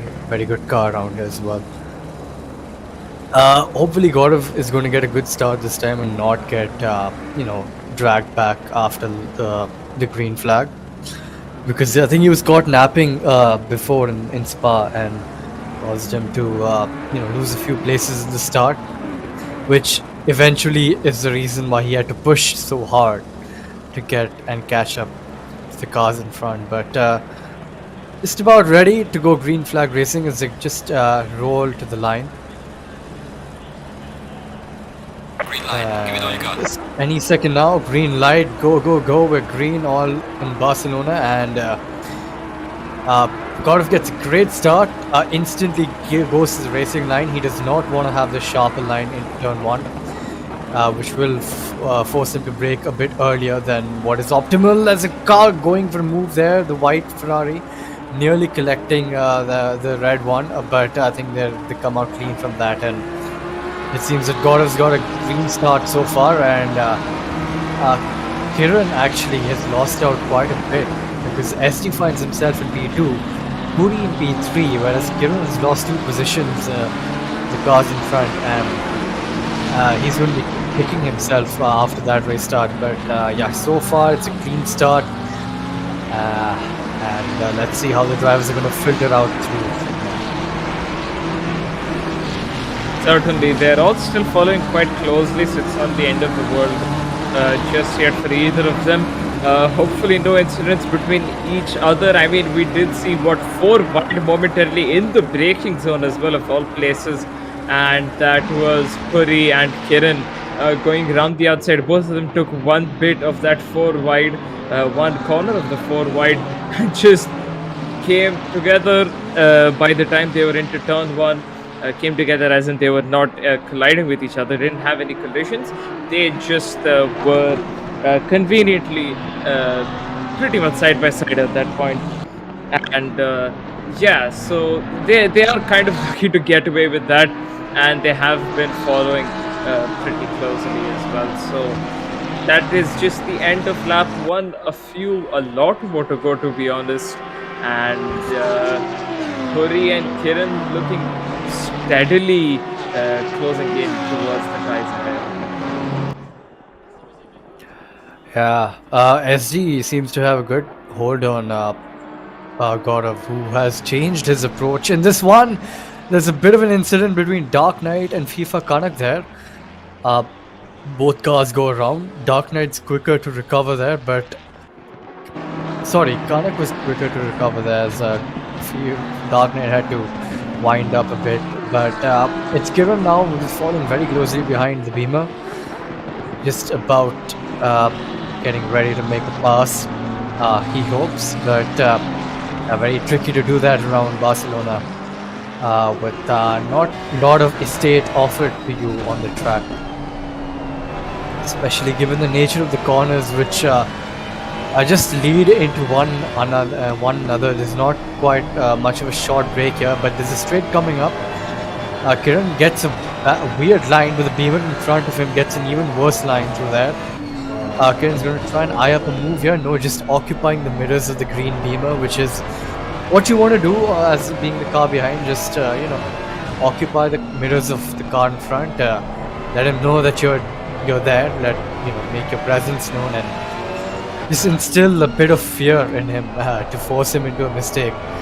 That's how all the great drivers get a move done. As Dark Knight gets a 5-second penalty, 10 seconds correction there. There's one more is applied as that is updated. What I presume to be for that incident he had with FIFA Kana. So Kiran gets a great exit out of that last chicane, but then again that beamer is so slippery on the straights. Not quite, pulling up to him is Kiran, who finds himself just finding that little bit of top end missing in that Ferrari of his. Whereas Puri has just set up his car for the straights. We noticed that in Spa as well, and we're noticing it now as well because the draft is quite powerful in Barcelona with the amount of downforce being run on these cars, but so far it seems that the team is just at slippery in a straight line. Yeah, and the leaders having a battle. SD getting past Gaurav Arora right there. We saw just in the distance. And that was at a very unconventional corner, but he somehow with the move stick is almost a second ahead. And I don't think that this is because of tire wear. I mean, it's only been 5 minutes into the race. This is the second lap. I think it could be because Gaurav's actually decided to keep a hold of his tires, just preserve them, conserve them for later on when SD's tires, right? Because he will be pushing now, and then he can sort of be there. He's not letting him go by too much. The gap was around 8 tenths, but he is trying to keep it within half a second here. So as long as he stays within a second, it should be a pretty solid chance for Gaurav Arora to get past. As we saw earlier, SD doing the same. Wasn't right there, it was within a second and a half. And when the opportunity came, when the car ahead's tires died, just went for it. And clearly, SD is on the receiving end of his own strategy now. 14 and a half minutes left in this race, and these two cars that you see on the left hand side of your screen, they're pulling in closer to the leaders as well at the same time, so a potential four-way battle for the lead is on its way. It's really good and ironic how one of the most technical circuits is providing just the best action throughout qualifiers. But yeah, you're right. That infighting up ahead is just going to cause these to catch up to them. It seems that Kiran is still unable to find a way past, and he's hoping that Puri is going to have enough pace to catch up to the back of Gaurav, which is going to cause him to slow down. Gaurav gets a huge snap oversteer, comes back on the track, very neatly collecting Puri and Kiran there, but they just managed to that. Puri gets a bit distracted and has to defend now. Kiran tries to dive down the inside, but switches his line last second to go around the outside, tries to cut back in underneath the beamer, but on the exit that beamer is just hanging on for dear life, and Kiran is going to start getting really annoyed now. But what was that? That Porsche completely went off on the exit of that chicane. It is off camber. That the entry and the exit to that corner. So I could imagine it was something to do with that, but yeah, it was very weird. This early in the race as well, surely it's not the tires time. I think just got a bit too close. The radio pedal and got his calm up due to that. But yeah, as he's going to be really happy about that. Again, he's going to benefit from Gaurav's mistake, but this time only to find himself in P1. Rather than P2, so and he's going to just pull away now with his consistent lap times, and it's going to be down to these two and down to Gaurav to catch back up to these two as well. So yeah, we do have a good battle on the hands right now, folks. Kiran is still mounting the back of that green beamer. Kiran's trying to look for a place to make that move. Had a look around the outside, got blocked. Had a look down the inside, got blocked again. So Great defense from Manu Puri here, and there's more contact. I'm not sure why Kiran tried going in there when there was clearly a closing gap to begin with. There was no space for him to make a move there, and that's of course lost him a lot of time. I mean, he has shown that he has shown so far that he is faster than Puri, but mistakes like that, decisions like that, he's not gonna help you get past a car that is taking up the whole track in front of you. That is not the way to do it, and forcing yourself into a way, into a very diminishing place is not good. And these are moments where Senna's court, if car do not simply work, because those gaps are too small for even a car to fit in, and some of them clearly idealize that sentence a little too much. So I think they need to sort of recheck again. People can right around a second behind Kiran on the straight now, and he'll pretty much be using Kiran as an anchor to pull in towards Manu Puri again and try and get involved in that battle for the top two, because if something like this happens again and one of them gets pushed off wide, FIFA Kanak will end up in the podium places without having to really do so much in terms of catching up and fighting. Yeah, absolutely. I don't know what Kiran was going to go for there. Surely that gap was a bit too small. He should have seen. But it seems his emotions got the better of him. I think he's definitely quite annoyed that he's not been able to get past a car which is much slower than him. As evidently and visually you can see him gaining back on Puri, and hopefully he can change his approach to making his overtake maybe choose another part of the track which will favor his car and his driving style, because certainly that chicane is not quite where you want to overtake, and especially when the gap was that small. Not really you want to put your nose in, and he's come off worse there. He's probably got a bit of damage as well from that. He's lost a lot of time. Now he's going to have to work his tires a bit more to get back up to him. SD, meanwhile, having a bit of a Sunday drive up front, putting out a huge gap. He's 3 or 4 tenths quicker. He could go quicker than that, but doesn't really need to, because Gaurav Arora's out of the picture completely. Kiran, it's all down to Kiran now, and see if he can actually get back right behind that teamer and challenge for another overtake. But so far, we got 8 and a bit minutes left in the race. Not a lot of time for them to act, for Kiran to act more importantly, but he just needs to be pushing on and just following the car in front, following and sussing out where he's going wrong, where he's losing time, where he's gaining time, and just adjusting his driving style according to that, and just seeing if he can spot any differences in the driving quality, because surely he thought that Puri was probably carrying a bit too less speed into that chicane and try to hang it around the outside. But yeah, when the gap wasn't there, you really don't want to make a move like that. But yeah, you can see through the turn 9, I think he gained so much time that he's already right behind him. So he's got a lot of pace in him. He just needs to get the right exits, especially out of the last chicane.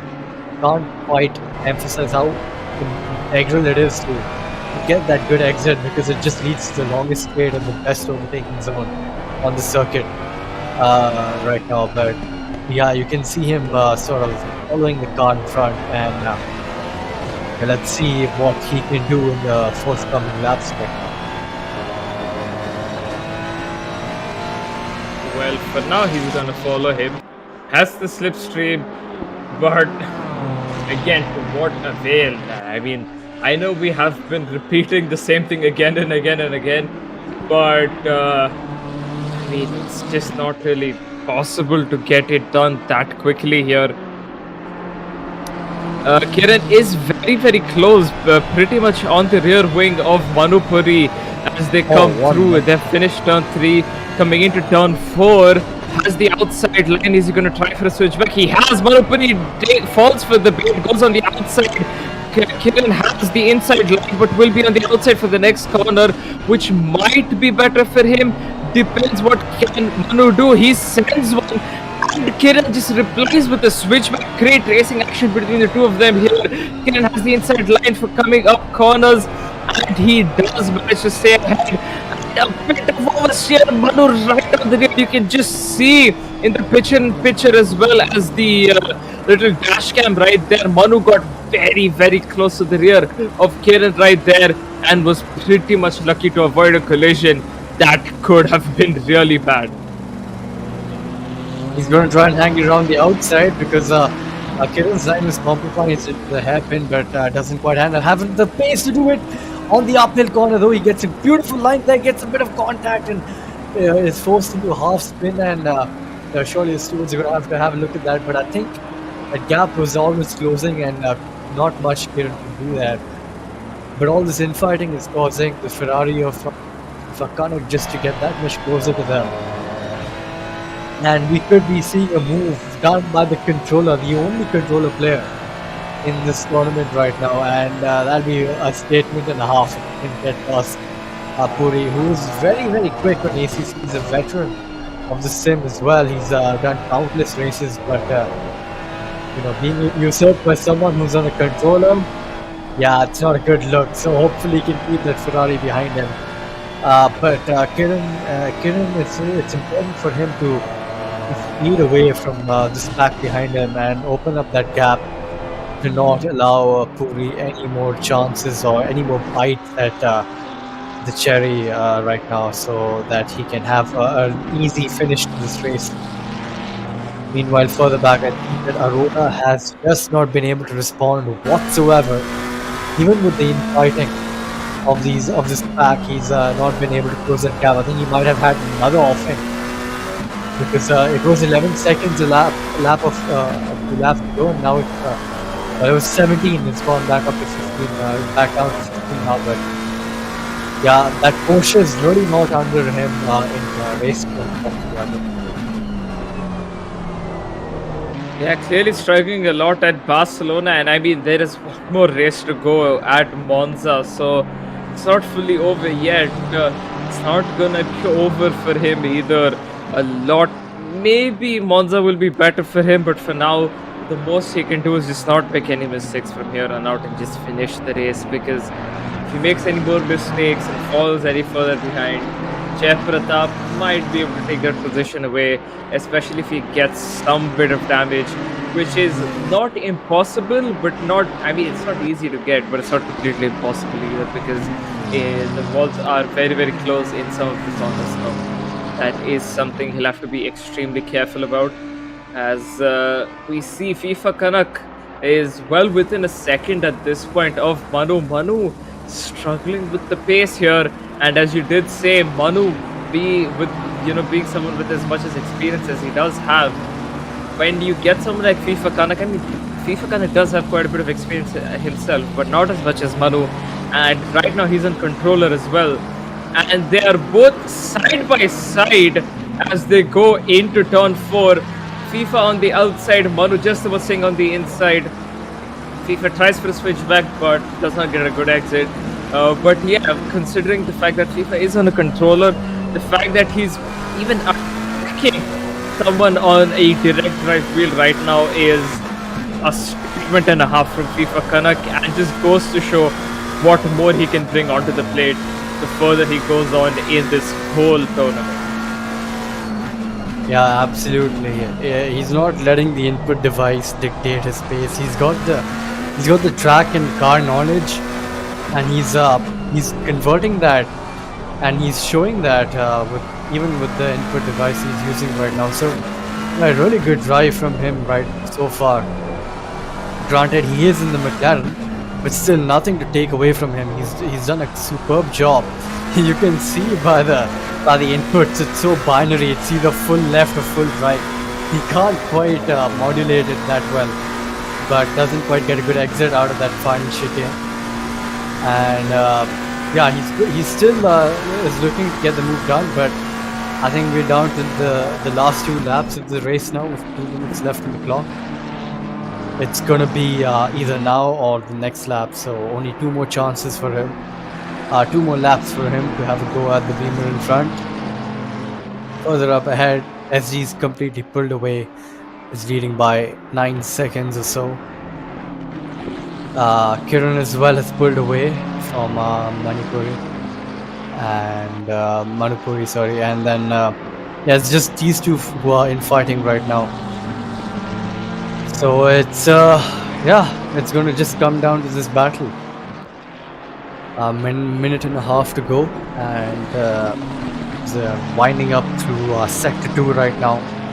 Uphill chicane, a bit of a roller coaster when you take it, especially in cockpit view. It feels like you're on a roller coaster because you're just going so quick and through such a flowing corner as well, and then goes uphill, and then it's a blind right-hander. People really call this like a mini Portimao because the track is quite similar, not maybe as extreme in terms of elevation, but yeah, quite nearly as technical. A lot of cambered corners, a lot of mix of high and low speed corners as well. So yeah, good stuff from those drivers right there. SG is winding up. SG is winding up for his last lap right now, and yeah, that Audi is screaming away to glory. He might be a bit saddened by what was, he was denied from a good battle with God of Aurora. Unfortunately, I think God has gone with very qualifying oriented setup, though I'm pretty sure you can switch it, so I think he's just thrown that out of the window and just gone for only qualifying pace and hasn't really given too much attention to the race. Is just doing it for just getting that completion. But yeah, in terms of qualifying, he was really quick, and he showed his cards at hand, and it was a good hand, and got pole position by 7.5 tenths. But yeah, in the race, not quite up there. But highly doubt he's going to be too bothered by that. Further up ahead, it seems that Kanak is a bit closer to the Beamer from what we saw in the last lap, but not close enough to make a pass, that's for sure. And I think it's going to finish as is, unless Manipuri has a harder show of the last sector. Not gonna jinx any driver, but yeah, it's only going to come down to that. And yeah, we've had a bit of a peaceful finish to the race. This driver's going about their day, and Kiran, after a very poor start, falling back 2 positions, has gained those 2 back, albeit one was from an offing from God of Aurora. But nevertheless, the Audi takes the checkered flag, finishes P1 in race 2 after a good P2 in race 1, so he's going to be happy about that. P2 gets is Kanak in the Ferrari, and then P3 rounding off the podium is Manupuri in the Beamer.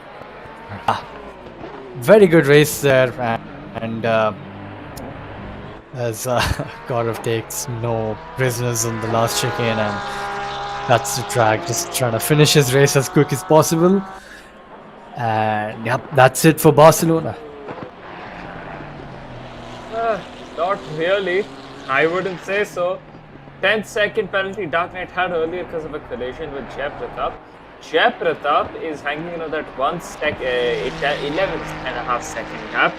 If Jay Pratap pulls off a very good final chicane, who knows, maybe that P6 could be his.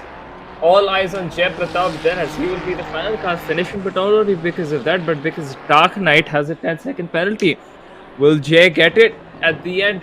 Nope. 1 second. Session remains at 1 second, and that is it for Barcelona. A very good race nonetheless. Of course, calmed down towards the end, but did not leave us without any surprises.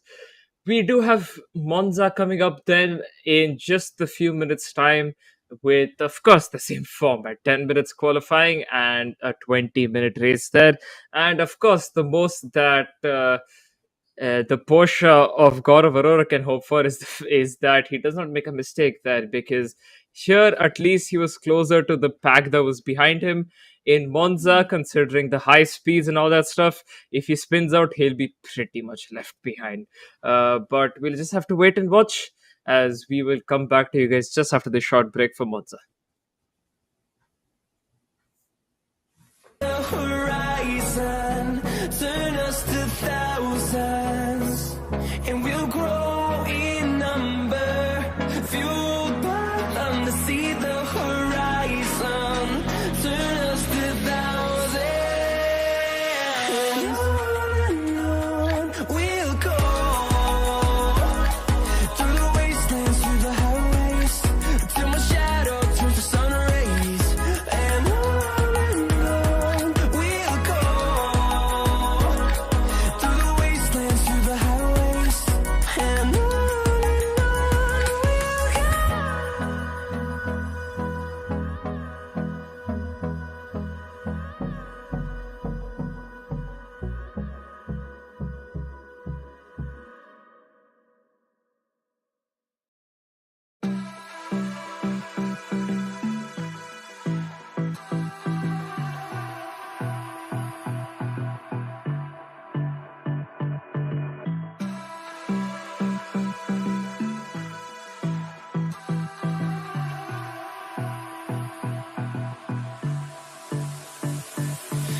I don't know what you want.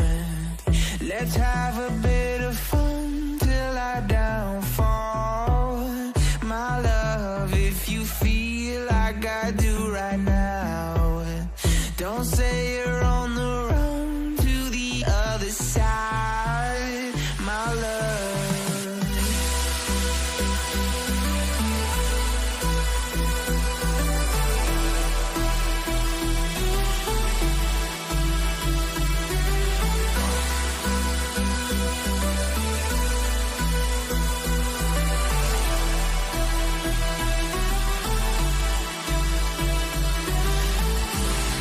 You say you wanna try, but you never do.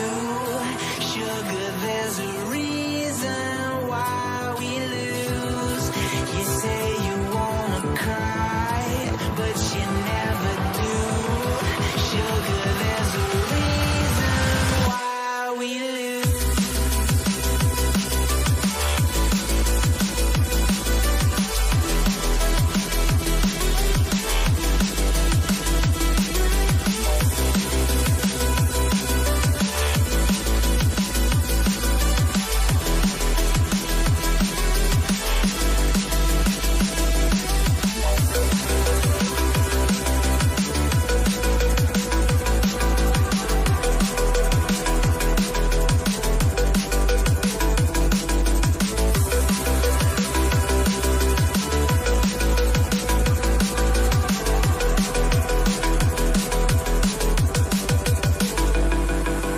I don't know what you want. Let's have a bit of fun till I downfall. My love, if you feel like I do right now, don't say you're on the run to the other side, my love. You say you wanna try, but you never do. Sugar, there's a reason why we lose.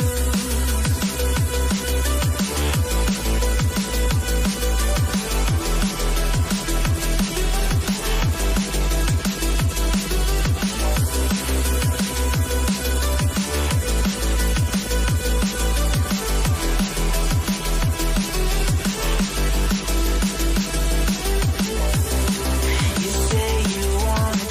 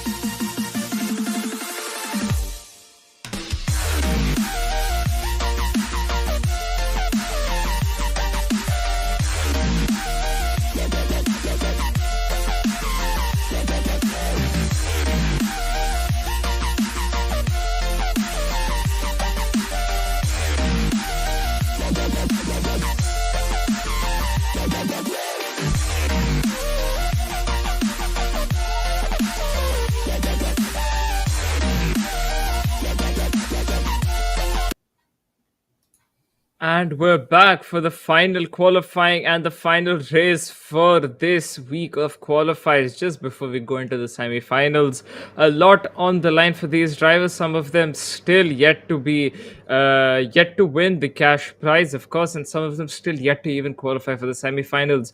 A lot of them, again, are pretty much eligible to do so. So that is something that will be sealed just after the checkered flag falls on this final race at Monza. What are your thoughts, Moto, about this whole week that we've had in terms of racing? I mean, it has been very entertaining to watch. It has been frustrating for some drivers. It has been, quite good for the others. So, how would you like to sum up whatever we have seen just so far before we go into the final race? Yeah, I think the addition of not two but like three tracks instead has really spiced up quite a bit. So we've seen a bit of a tighter field because you don't really have to grind just two tracks. There's one more track added to the list to the mix as well. So that's really brought the field together quite a bit. The tracks are also very good. They're very race worthy. Barcelona, I was a bit skeptical about that choice, but yeah, completely proved me wrong. A great track for what we've seen the best racing for.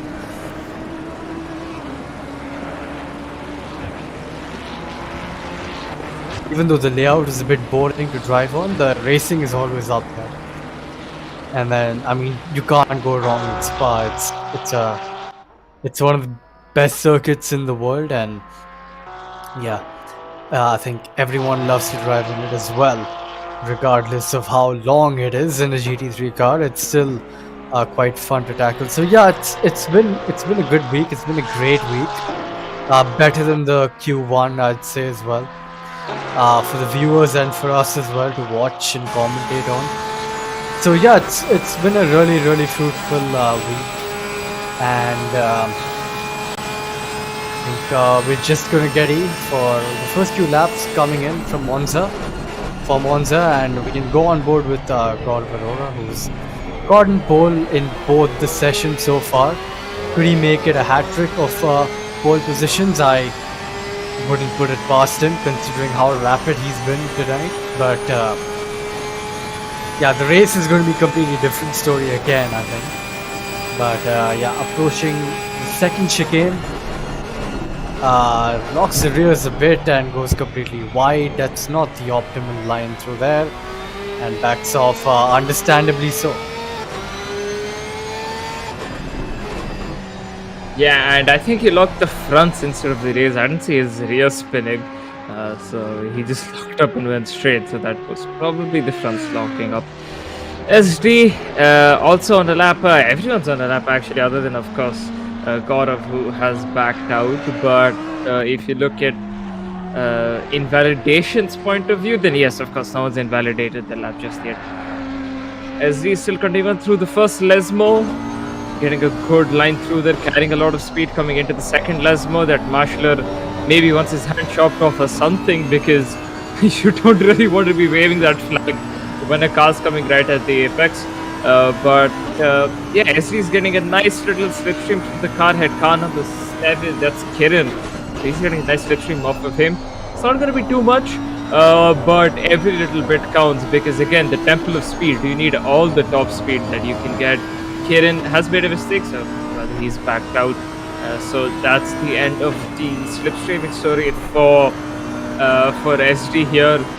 And now coming through into Parabolica, sticking to the inside and widening up the corner just a bit before he goes right back in and pretty much minimize the track distance. FIFA Connect 49.8, SD with a 48.0, 1.7 seconds ahead of FIFA Connect, and of course Gaurav did back out of his lap, so let's ignore his lap for now.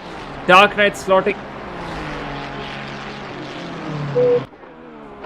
right because he beats the lap of Shun Das by 200ths of a second, 48.0. My god, that Beaver is really, really quick on the straights. Yeah, good bankers by both of them. Panda's in the back foot, God of Aurora's in the back foot as of now. But surely he's gonna, probably pip those two in front of him. Or those 5 for now, because he's not set a proper lap time. That was a bit of a cool down lap, I think, for him after he went wide on the entry of De La Roche chicane, the second chicane. One of 3 chicanes on this track, yeah. So let's see, going on board him as he channels down after Scari into Parabolica. On a break just after that gantry on top, and swing the car in, and you want to throttle out as early as you can. Stick to the inside to minimize the distance to the line, completely opposite to what you would do on an out lap leading up to your hot lap, because you want to get the best possible speed down the straight. But yeah, comes across the line to do 148.2, I think, nearly. So he finds himself quite a bit off the pace for now. But that Porsche is not very quick around here, considering it's mostly straights, and the Porsche's weakness is the straight line speed. So that is being shown right now on the leaderboard, because he does not seem to have the margin on his rivals. SD goes pole with a very, very rapid lap time of 47.6. Absolutely blitzing the field. 2 tenths clear of Puri and 5.5 tenths clear of Gaurav right now. Gaurav again getting De La Roche wrong, going a bit too deep, I think, and losing time. So yeah, finds himself on the back foot so far in the session right now. Yep, Shubham Das with that improvement has really put some distance between himself and Gaurav Arora. Manupuri is not too far off. He did set quite a good lap time, but yeah, Gaurav just cannot make those mistakes. I mean, the fine for now, starting in the top 3 is definitely his goal, and he's doing it quite comfortably as well while he's at it. SG getting a very nice slipstream on this back straight here leading up to the Ascari. So yeah, that's going to be a bit of time improvement just based off of that. That is FIFA Connect's McLaren that's giving him a very nice slipstream. Might be a bit of hindrance as he comes into Parabolica, but it is completely legal for FIFA Connect to be there because he's also on a hot lap. So if anything, SD should have managed the gap slightly better rather than being this close, because he can probably close in all of the gap through Parabolica. Yeah, he's definitely had to compromise a bit of the Parabolica there. But I guess the time gain from the slipstream was plenty for him. We will get to know if it was plenty or not as he comes across the line. 2 tenths more on his previous lap time. 4 tenths to Manu, who is coming across the line just about now. Will that gap reduce? It not only reduces, it increases between Manu and SD, because Manu is now on pole once again. Almost 200 separating the two of them. SD, the slipstream that he got then, he'll probably need to take it off of a faster car, perhaps off of Manu himself, because I do not see another car that can give him slipstream the whole lap around and still help him improve his time, because that is what happened. I think he needs a car that has even more straight line, so even he gains even more straight line at the end. I'm gonna have to interrupt this simply. From Manu. Yeah, amazing. I won't have to interrupt there. Yeah, I was just going to point out that SG has very less time, and I've just seen on the mini map that he's obliterated the first chicane. So he's cut the chicane on the out lap, trying to get to the line as quick as he can. But I don't quite think it's going to be enough because he's in sector 2 right now, approaching the first Lesmo. On board with Puri, who, again, as you said, very good lap time from him. And this appears to be his final lap so far. Heading into Ascari, he's going to brake just after the gantry on top, swinging the car in, decimating those yellow and black curbs completely, and then taking a bit too much on the entry to the right hander after the left, and finds himself in the gravel on the runoff there. But SC has 30 odd seconds left to get to the line. Excuse me as I get caught up there in my words, but yeah, he's got 20 seconds now, and it's going to be nip and tuck. I don't quite think it's going to be enough for him to get to the line in time. 10 seconds, 9 now, and yeah, no way. No way is it going to be enough. It's going to be very close, but 2-1, yeah, just missed out. So that's qualifying it. Clock has ticked to 0. I think only Gaurav is on an out lap, or on a hot lap. So we should go on board him instantaneously. Very good lap by Puri so far to get himself that P1, only by 200ths of a second there. On board with Gaurav Arora into Parabolica, completely kissing that apex beautifully there, channeling out on the exit. Stamps on the throttle very well, and let's see if this is an improvement to his lap time. It is, but not by enough. Not nearly by enough. He still finds himself 6/10 off of P1, and yeah, that was a great lap by Manipuri.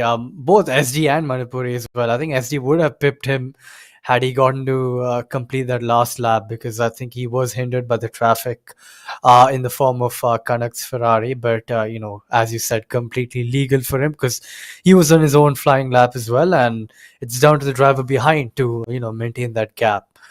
But yeah, that's it for the qualifying session for Monza. Very rapid lap time. I think that's the quickest lap we've seen in Monza so far. 47.4. Very, very quick lap time.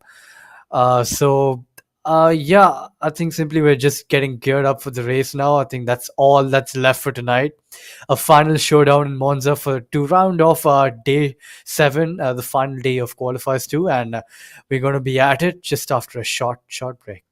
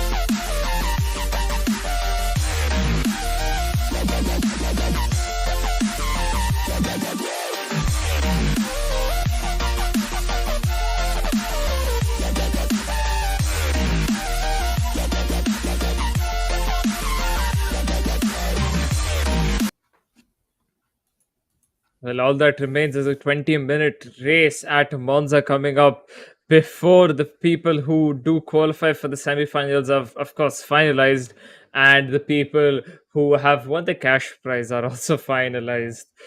A lot coming up soon. Manupuri taking pole, not by much, but definitely with a very, very good lap time. Shubham Das not too far behind. Gaurav Arora still struggling in qualifying, but if you remember in race one, I think he qualified P3 because of a grid penalty, yes, but it was still P3, and then I think he ended up winning that race. Correct me if I'm wrong there. So I guess P3 is the lucky position for Gaurav. No, Gaurav did not win that race. He finished P3 because he Ah, had an offing. Yeah, and the tires gave out. But I don't think that's going to happen for Monza because even though it's quite rear dependent, and I mean, you have a lot of time to cool down the tires with that massively long straight. So, yeah, he does find himself on the back foot after that qualifying session, not quite able to pull out everything from the car under him. SD and Manupuri seem very close in pace, both with very good lap times, both in the same within the same tenth of the second. Yeah, so definitely those two are going to be one to look out for the victory of the race. But who's going to take the checkered flag in this 20-minute showdown in Monza on the last event of the last day of qualifiers 2? As we head to track to find out in 20 odd seconds or so. Well, 20 minutes plus these 20 odd seconds, if you want to be too pedantic about it. But yeah, your grid is Puri in P1, Shubham Das in P2, Arora finds himself in P3 on the back foot, Kanak in P4, and then Dark Knight and Jay Pratap and Kiran rounding off the top 7.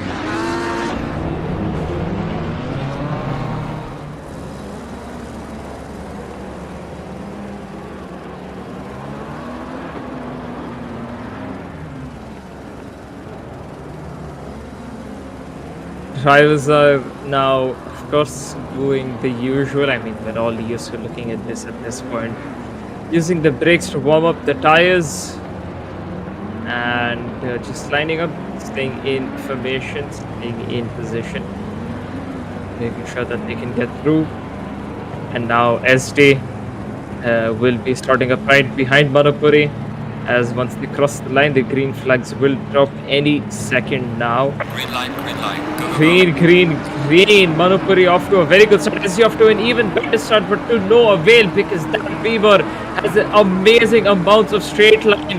That is Gaurav Arora trying to slot in somewhere in the middle of these guys, trying to make it a 3 wide, almost a 3 wide right there.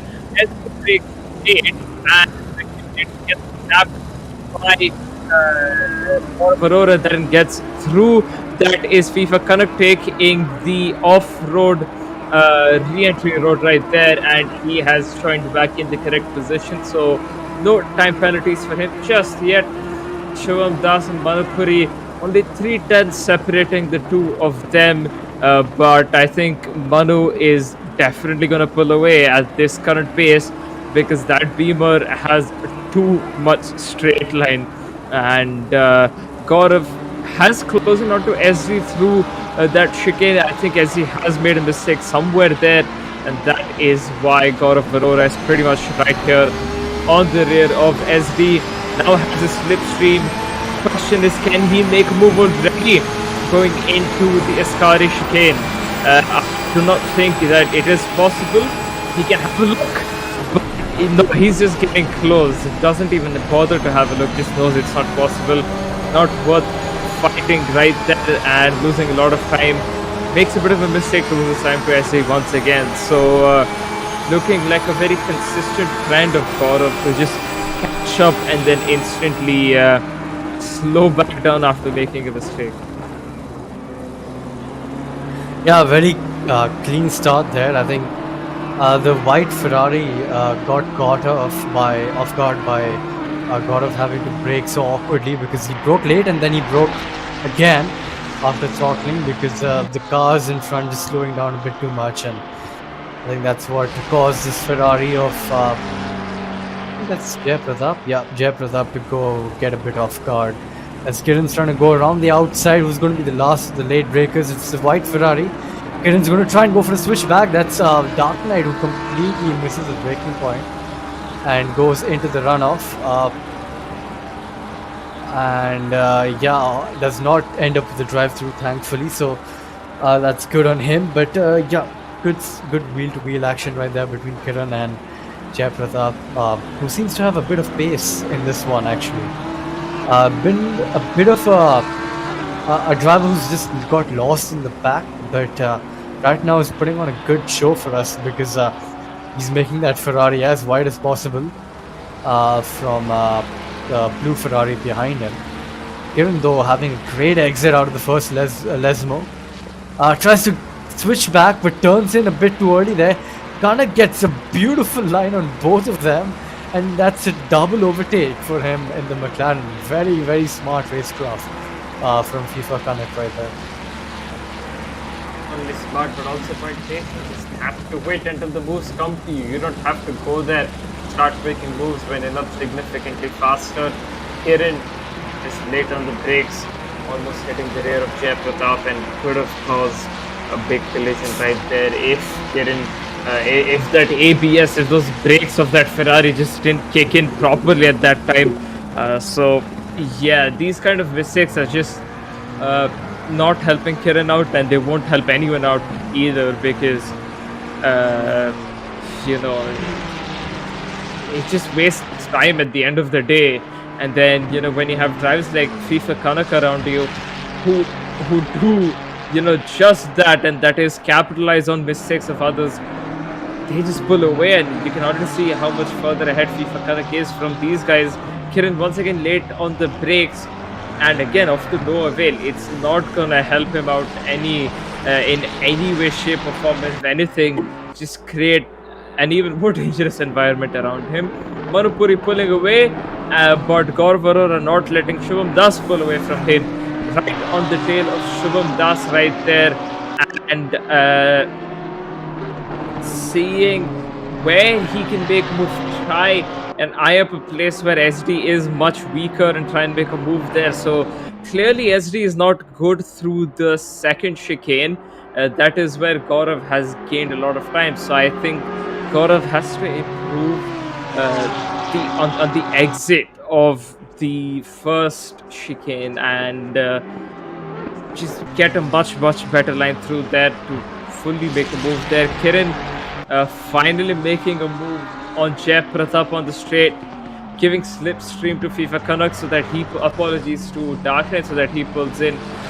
But yeah, it's not too effective just yet. And if Kiran can keep it ahead and try and close in onto FIFA Kanak, I think FIFA Kanak and Kiran can quite easily just pull away from Jai Pratap and Dark Knight. Yeah, absolutely. Kiran finally getting the better of that white Ferrari and leaving him behind. Now the white Ferrari of Jai Pratap is going to act as a feeding ground for Dark Knight behind, who's slowly reeling him in. Speaking of which, Gaurav Arora has been reeling in SD all this while, but SD is still very staunch in his defense, making that Audi as wide as the track. And we know how hard it is for the Porsche to overtake, let alone around Monza as well, where the straight line does not help the car whatsoever. And you can only gain so much time through the corners, really. Again, having to be really late on the brakes and then sacrificing his exit because of that, and as he's actually pulled away. Gaurav's been making a lot of mistakes at that second De La Rocha chicane. He's been looking very uncomfortable through that part of the track, even in qualifying. When he was warming up to the session, he was just going off wide over there on the entry. So I think if he irons out that part of the track for him, then a move is certainly on the cards, because he does seem to have the pace through the other corners compared to SD. But SD seems to be pulling away slightly. So could this be a case of the tires? Just dropping off for Gaurav already. You can see a bit of damage on the rear of the Porsche as well, which I do think is because of the incident on lap 1. where the white Ferrari of Jay Pratap did what do you call, rear end him slightly there in turn one. So hopefully that's not causing him any loss of pace. Although that damage was a bit too light, or that contact was a bit too light to inhibit too much damage, wherein your pace would get altered. But yeah, it's gonna be an interesting race from here on out. Further back, I think Dark Knight's all over the back of Jay Pratap, and hopefully gets the move done soon enough. He might. He is getting closer and closer. He is quite close. So move maybe on the cards for Dark Knight at Jay Pratap. These two did have a collision in the previous race, so maybe a collision less incident will of course be preferred. I mean, I don't know, I said incident, apologies, I meant an overtake. Incident free overtake is what will be preferred between the two of them, rather than just some sort of collision again, because Dark Knight did end up getting a penalty, a time penalty plus a penalty point for it. So it's not worth just losing positions and all that stuff just because you can rack up a few penalty points. So it is in his best interest to make a move in the fairest way possible, or just wait for it. There's still 11 minutes to go in this race, and he can force the car ahead, Jay Pratap, to make a mistake somewhere rather than just going for it and then sending it wherever he seems fit.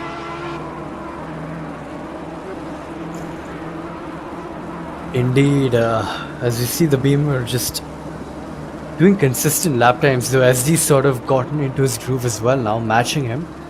In fact, quicker than 200s on that last lap. And he's pulling away definitely from Gaurav right now, but Gaurav is still there behind, keeping a watchful eye to catch and capitalize on any slip-ups that SD does make, but does seem highly unlikely of him. That Beamer is really slippery. It's been slippery on the straights on all three races. I think Puri's just set up his car in that manner where if he's not that quick in the corners, he can at least stretch away on the straights and just be that much of a nuisance for the car behind. We are halfway through. Keep pushing. Halfway through the race, and yeah, go on. I was going to say, I was asking the drivers around, and of beating those expectations, the Mercedes is of course faster in straight line, at least in Monza. So if they did have the choice, of course, of picking different cars for every race, I'm pretty sure most of them would have just gone for the Mercedes here. It's the best sort of car built for this. Although I'd still argue that if you had the option, and if you're driving at a track like Monza, and if you do have access to paid setups like CDA setups or something, then in my opinion just go for a Nissan, because that thing has the best brakes I've seen in any GT3 car. It has amazing amounts of straight line. Yes, it lacks in the corners, but you're at Monza, you don't have to worry too much about corners. You have full straight line, as you said, you're just gonna pull away regardless, and that is what Manu's BMW was doing. So if he was in a Nissan, I'm pretty sure it would have done an even better job of that. So again, limited by the rules, but the rules are fair to everyone, so no one can complain. But if it was open, then I think we would see a nice mix of cars for every race, because people like to experiment different things and different driving styles with different cars at different tracks as well. So it would have been nice to see something like that, but it is what it is. Kiran has, as I mentioned earlier, it would have been optimal for him to catch up to FIFA Canuck. He has done that, 3 tenths behind, starting to put pressure on FIFA Canuck. Again, FIFA Canuck not one of those drivers who breaks quite easily under pressure, but building up pressure regardless is a very good move from Kiran. and clearly seeing how FIFA Connect is doing quite well in comparison to Kiran right now. I'd say this battle could genuinely bring out some really interesting and good moves, as well as some Oh my interesting things, god. just like where Kiran once again missed his braking marker and went completely wide and was very lucky to avoid a collision. Props to FIFA Kanak there for really smart and good driving, because if he had absolutely no reactions, or if he already started turning in for the corner, he could have done nothing at that point to avoid Kiran there. So, in my opinion, yes, the move worked out, but that's not really a sportsman-like move, in my opinion. Yeah, to be fair, it's not going to give him a penalty either because there was no contact. And if Kanak didn't see that coming, surely he would have been taken out. So not a very clean move, or in my books, in all honesty, he sort of bullied his way past him. Stewards will have a look at that, but I don't think there's much to come from that because since there was no contact, it's deemed fair. But and he didn't. I mean, technically, he didn't push him off track either because Kanak just had to take avoiding action to go off there, and although he had all the right not to because he was just that far back. But yeah, not a very smart move by Kiran there, and well, I mean, P4 is his now, and pretty sure he's going to pull away given the pace advantage he has. But yeah, if I were him, I wouldn't quite be too happy. And there's a bit of karma. There's a bit of karma if I've ever seen it. Right on the exit of the second Lesmo, he loses the rear, and surely that's monumental amount of damage, which is going to cause his car to be a break on the straights now. And Kanak's gonna easily go get past him. Yeah, I can't even break the car in the straight line, and yeah, he's gone off into the gravel. Well, ironic, isn't it? Because that move, that very dangerous move, happened exactly in Ascari. If Kanak had to do exactly that, that is go off the track and take the gravel. And now Jay Pratap has had to take the gravel just one lap later. Apologies, Kiran has had to take that gravel just one lap later. And yeah, that is the best definition of karma that I have seen so far. The damage to put the cherry on top of the cake is, I wouldn't say ideal or perfect, but yeah, it's not ideal for Kiran at least. And yeah, I mean, look at that, that front bender almost touching the ground there on that Ferrari of Kiran. So yeah, that is definitely his race pretty much over. And there are a lot of words that I want to say right now. I'm pretty sure you know what I'm talking about, Moto, but I'm not going to say them. That's a discussion for off the camera and off the live. But yeah, that is quite interesting from Kiran. That is all I'll say. For now, the FIFA Kanak in P4, Jay Pratap and Dark Knight once again within a second of each other. Have been so far around that whole 1.5 second gap between each other. So nothing new, but if Dark Knight can start putting in the lap times in the last 4 minutes, then a P5 may be on the cards for him. Indeed, the top three have well spaced out quite a bit. Manipuri has had a lot of pace in this one, cut above the rest, and he's just pulling away all this while.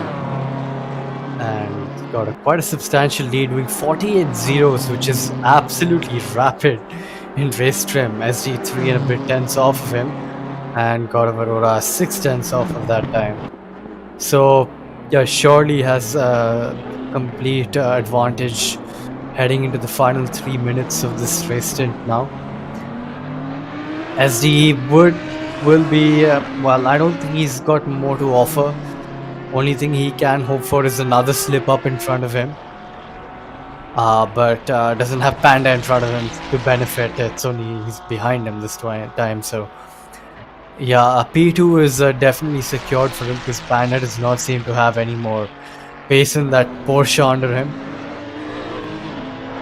Although on back, I think Dark Knight who was hounding Jay Pratap for a while has still been unable to find a way past him. I don't quite think he was getting the right exits out of the corners. I was checking. He was gaining on the brakes, but on the exit, he wasn't. I think the TC was probably interfering too much, or maybe he wasn't getting the right line through it. But yeah, unable to get away past that white Ferrari, as the camera has a bit of a seizure over there. But Kiran in P7, after having to serve that I'll not stop go, it's a damage penalty, if you will. Repaired his damage and is going to just carry on and finish this race and hopefully not get in the way of the leaders. I think he's a lap. Yeah, he's a lap behind. Or is he? No, he's not a lap behind yet. Oh no, I'm sorry, he is, but he's out of the leaders. Though P5 is slowly catching up to him. Hopefully that battle does not go. He doesn't hold up that car and behind him too long. Otherwise, that could be another penalty coming his way. But into the final minute and a half, and we've had a bit of a cold race this time.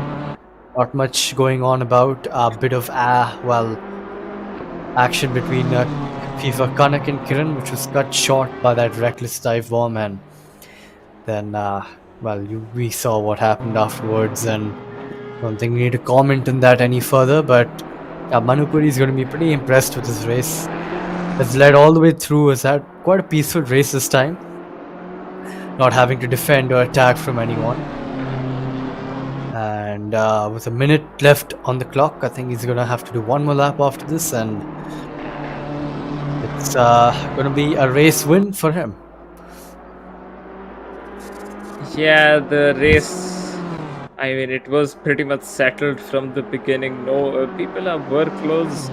People are still close, but no one's really going for any moves right now.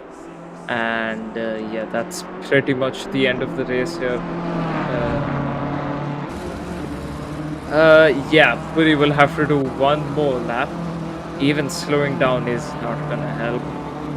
But yeah, one more lap to go in this race, and I think they can just consider it as pretty much a bit of a parade lap. Let's just say, oh, Puri is slowing down, is he? Or is he not? I can't tell. I think he slowed down. I think he slowed down just a little bit, but not enough. But okay, all right. So final lap, he crossed the line with 5 seconds to go, and that is this race pretty much for you guys. A very interesting one. We do have one lap to reflect upon whatever's happened through this whole week, because of course Qualifier week 1 we saw some amazing races. Not that we haven't seen any this week. We've seen a lot more amazing races actually this week around, and yeah, a very nice week, I would say. Just before the semi-finals, you know, sets up a lot of expectations. We're going to have a lot of drivers for semi-finals as well, and of course, if anyone for whatever reason wasn't taking things seriously, now, well, it's time to completely buckle up and get strapped in, because they have to become serious from the semi-finals, because that is of course the road to the finals. It's going to be a very tough day for all of the drivers. It's going to be a very tough challenge for all of those drivers, the semi-finals, but they do have a few days to rest, gather their thoughts, collect their thoughts, iron out their mistakes, because in the next upcoming 2 events, I guess, or weeks, or whatever you want to call it, the semi-finals and the finals, is you will be seeing the best version of every single driver. So that is something you absolutely cannot miss. Amazing lap times coming up ahead of us, a lot more action, and what's coming up ahead of Manu Puri is the checkered flag as he comes across the line and wins the Monza Grand Prix. Shubham Das just about 6 seconds behind. Gaurav Arora was close, not close enough to make a move. And yeah, as we do have a lot more time, once again, I will let you guys know the best versions of every driver is going to come out in the semi-finals and the finals. So of course, tune into those And just keep an eye out not only for the ACC but the other games that we have running in the Esports Premier Series as well. A lot of exciting stuff has been happening since the first ever week, and of course, it's going to continue on all the way until the finals. Jay Pratap coming across the line, and finally Dark Knight along with him, and that is officially qualifiers week 2 over. And some drivers will breathe a sigh of relief because some of them will make it through. Others have won the cash prize, so they'll be quite happy with that, of course. And some of them, of course, haven't gone through. But that doesn't mean the end for any drivers still, because yes, they had a lot of chances, but that doesn't mean you don't have any further coming up. They can always improve along the line, and who knows, next year they could be the ones that have left the others behind, and have dominated the rest of the field. So it's all about improving over the time, and just coming back year after year and giving it your best. Never stop practicing. But yeah, that's qualifiers week 2 over, and we only have semi-finals and finals to look forward to now. Yeah, absolutely. It's a good wrap on week 2, week 1 of qualifiers 2, and just the semi-finals to go. And yeah, it's been a good week. Honestly, we've had some fantastic battles throughout. The racing's been spectacular, bit controversial at times, but that's only to spice up the drama. In all honesty, and yeah, December 16th is when you'll be joining us again for the semis. Do keep an eye on that date. Save the date, folks. Mark it on your calendar, because that's when we're going to be headed to track once again for the semis. And yeah, I think that's a good wrap on qualifiers too. Some, as I was saying, some great battles, good action throughout, great mix of tracks as well. The track choice is brilliant to watch, and can only wait for more of this, in all honesty. But I think that's all for tonight, folks. We've had a bit of a cold finish to the race, but I think today was a great race weekend overall. We had some good action in Spa and in Barcelona as well, always providing some great action as well. Rapid lap times by the Porsche of God of Aurora, and then Puri as well, a rapid lap time in Monza, even SD having a very good lap there. So yeah, that's it for tonight, folks. This is me and Simply. Join in the comment box, and we'll be seeing you guys on December 16th for the semifinals. Ciao.